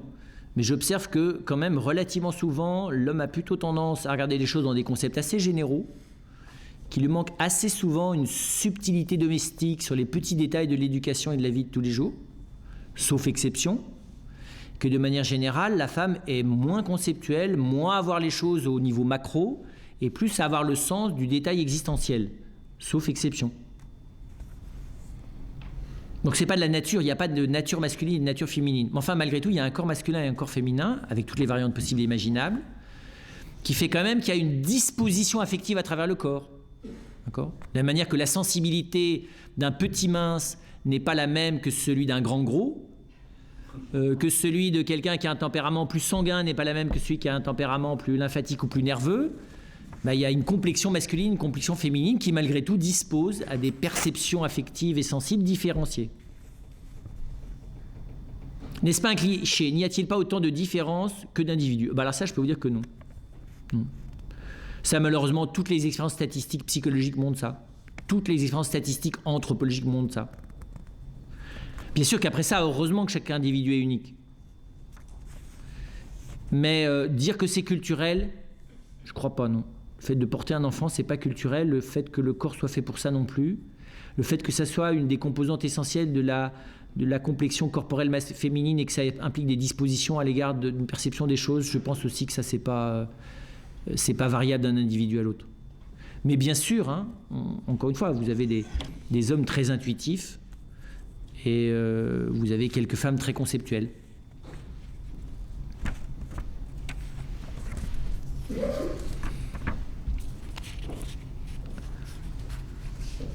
Est-ce que l'on peut dire bienheureux échec du couple?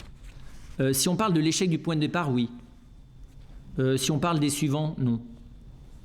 Donc l'échec du point de départ, c'est de s'apercevoir que c'est déjà un échec, avant d'avoir commencé, parce qu'à vue humaine, c'est de toute façon pas vivable dans la durée. Ça, c'est un échec bienheureux puisqu'il est sauvé. Ensuite, sur la Terre, je ne peux pas dire qu'un échec est bienheureux. Parce que... Tout simplement parce qu'il ne procure pas le bonheur dans certains cas. Il peut, il peut provoquer à l'espérance, provoquer à une découverte du Seigneur, provoquer à même une expérience de la béatitude évangélique, sans nécessairement qu'il se transforme en bonheur là où il a été un échec.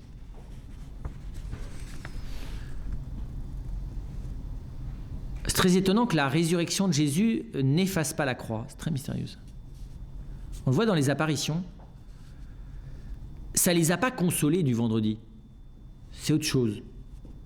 Ce n'est pas une réparation, la résurrection. Ce n'est pas une restauration. C'est une autre manière de bonheur qui vient se poser, même dans les lieux de malheur, mais qui ne les annule pas. Je suis obligé de le reconnaître. Le vendredi saint, il continue dans l'Église et dans l'humanité jusqu'à la fin du monde, dit Pascal. En s'incarnant avant que Marie et Joseph aient vécu ensemble, Dieu fait passer Pâques avant les rameaux. En quoi cette inversion des étapes a-t-elle du sens? Comment s'articule ce mystère avec l'invitation de l'Église à des fiançailles chastes, sans union des corps? Si Marie et Joseph n'ont pas franchement une vie conjugale exemplaire, à bien des titres,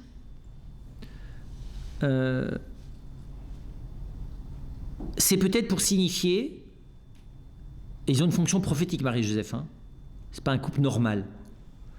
Et ceux qu'ils vivent comme couple, on le voit bien, l'ange n'était pas obligé de mettre un Joseph à côté de Marie. Marie est suffisamment grande pour se débrouiller toute seule avec l'aide de la grâce de Dieu. Mais c'est bien parce qu'il y a quelque chose de prophétique, et ce quelque chose de prophétique, c'est que la relation entre l'homme et la femme, à la lumière du Christ, n'est plus, comment vous dire ça, cette image du couple, ou cette réalité du couple terrestre. Voilà. La réalité du couple terrestre, c'est d'abord un homme et une femme qui s'aiment pour fonder une famille et avoir des enfants. Cette réalité du couple, c'est pas qu'elle vole en éclats, mais un peu quand même. Par la grâce de Dieu, pour une grâce nouvelle. Et ils acceptent, eux, l'un et l'autre, cet homme et cette femme, que cette réalité vole en éclats positivement. C'est très impressionnant. pour ça que Marie et Joseph sont autant les couples des familles vous voyez, qui vivent des drames de séparation, qui vivent le drame de l'infécondité. Tous les drames sont présents. C'est pas dramatique, hein, mais vous voyez bien, la fugue à 12 ans, le massacre des saints innocents, la fuite en Égypte, le non-accueil à Bethléem. Attendez, c'est pas une vie cool. Hein. C'est la géographie, c'est les petites enluminures en 19e avec un petit Jésus avec les yeux bleus et les joues roses et les cheveux blonds. Ça n'a rien à voir avec le texte. Hein. C'est pas du tout une vie facile. Hein. Mais comment vous dire ça? La vraie nouveauté, c'est que la présence de Dieu et de sa gratuité vient faire exploser, comprenez bien, hein, vient remodifier fondamentalement les règles du jeu de la vie familiale et de la vie conjugale. Alors, le couple ne découvre pas le jour du sacrement. Mais c'est ça qu'il faut découvrir progressivement. C'est que la charité, elle vient remodeler les choses autrement. Je vous dis, elle vient pas juste... Quand je vous dis que ça vient... La rédemption, c'est pas de la réparation. Le Seigneur ne vient pas réparer ce qui ne va pas. Il vient faire vivre autre chose. La famille chrétienne, c'est pas rien. Hein. C'est une famille dans laquelle la relation personnelle dans la charité devient plus fondatrice que la chair et le sang. Ben, c'est pas demain la veille. Hein. Enfin, vous voyez ce que je veux dire. Enfin, ça devrait être demain la veille. Enfin, c'est-à-dire qu'on devrait y arriver. Enfin, c'est ça notre vocation. D'ailleurs, Israël ne pourra jamais découvrir la grandeur de l'Église tant qu'on ne vivra pas ça. Tant que la grâce ne sera pas plus incarnée dans notre chair que la chair et le sang, au fond, on n'est pas vraiment témoin du Christ. Vous voyez un peu où il faut aller. La libération de la chair et du sang dans la famille par la grâce de charité. Il y a du boulot, de pardon, de courage, de...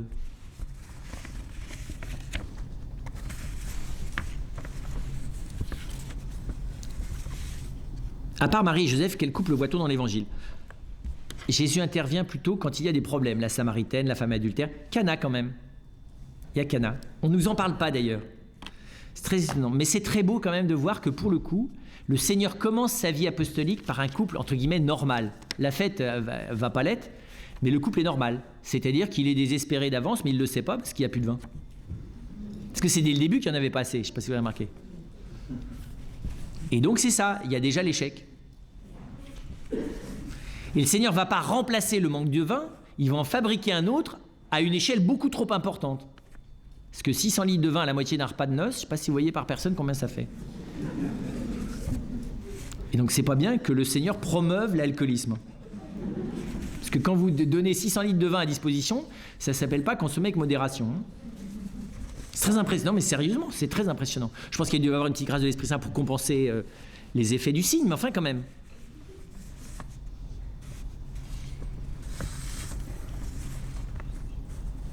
Les mains du Seigneur qui me reçoivent à travers l'autre. Je crois que Jean-Paul II disait cela aussi. Oh, bon, il le disait sûrement mieux que moi alors. Dans le quotidien de la vie, cela laisse assez perplexe. C'est vrai, je comprends ça. Parce que l'autre n'a pas franchement les mains de Jésus. Ou elle n'a pas franchement les mains de Jésus tous les jours. Concrètement, dans le réalisme de nos difficultés à nous aimer. Eh bien, je crois que les mains de Jésus continuent à être là.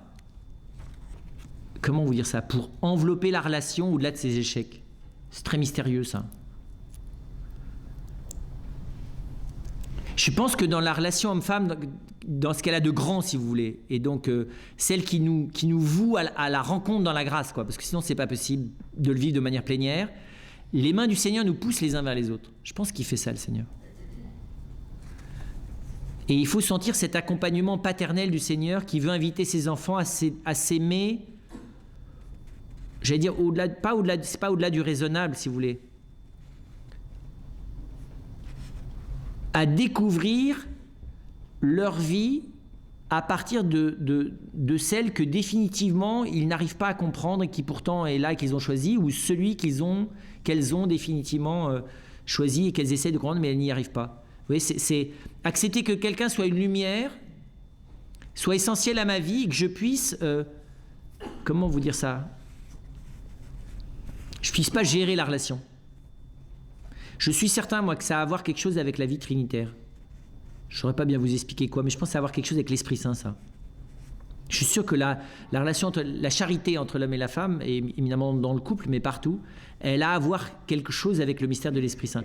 Parce qu'elle est à la fois ce qu'il y a de plus appauvrissant et de plus surabondant. Et l'Esprit Saint, c'est ça. C'est le Père des pauvres. C'est celui qui donne de la surabondance là où il n'y a rien. Je ne sais pas comment vous dire ça. Qui creuse le rien et qui donne le trop. Et c'est quand même ça la relation homme-femme. Hein. C'est jamais stable. Ça creuse toujours, et en même temps, c'est un lieu de cadeau, mais pas régulier, pas statutaire, pas anticipable. Et alors, il y a la même question de foi. Comment expliquez-vous l'impossibilité pour les divorcés mariés de participer à la vie sacramentelle? L'Eucharistie pour les divorcés mariés. L'Église doit-elle procéder à une adaptation et se remettre en question? Les divorcés mariés sont invités à participer à la vie sacramentelle. D'abord parce qu'ils sont baptisés, parce qu'ils sont confirmés, parce qu'ils peuvent recevoir le sacrement des malades, parce qu'ils sont mariés, parce qu'ils vivent du sacerdoce. Et ils sont même invités à vivre du sacrement du pardon dès que, ils veulent laisser le Seigneur rééclairer leur vie tout entière, même s'ils n'ont pas encore la solution, mais qui sont prêts à ne pas opposer à la lumière du Seigneur d'avance la solution qu'ils ont choisie déjà. C'est ça le sacrement du pardon. Le sacrement du pardon, c'est pas d'avoir la solution sur comment je vais m'en sortir.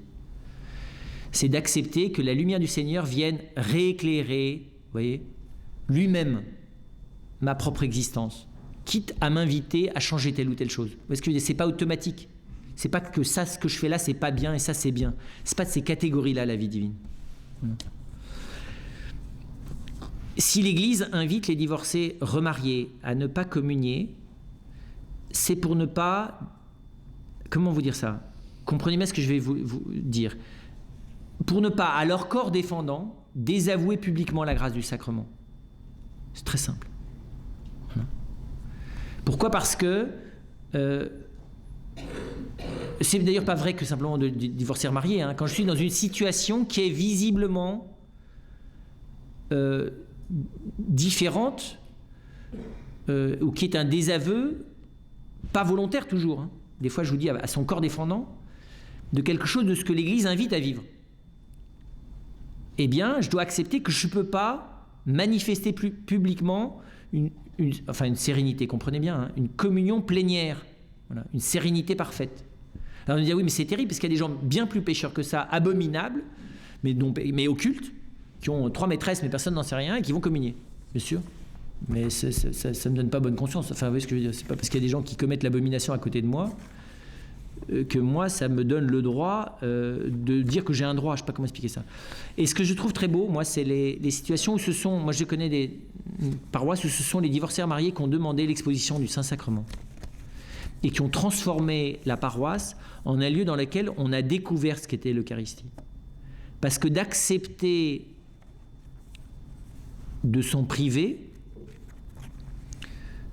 et d'en vivre pourtant, les a comme stimulés, de s'en priver quant à la communion sacramentelle, les a comme poussés à en vivre, parce que, vous voyez, d'autant plus dans l'adoration, qui est, mais plus importante que la communion sacramentelle, qui est la finalité même de la communion sacramentelle.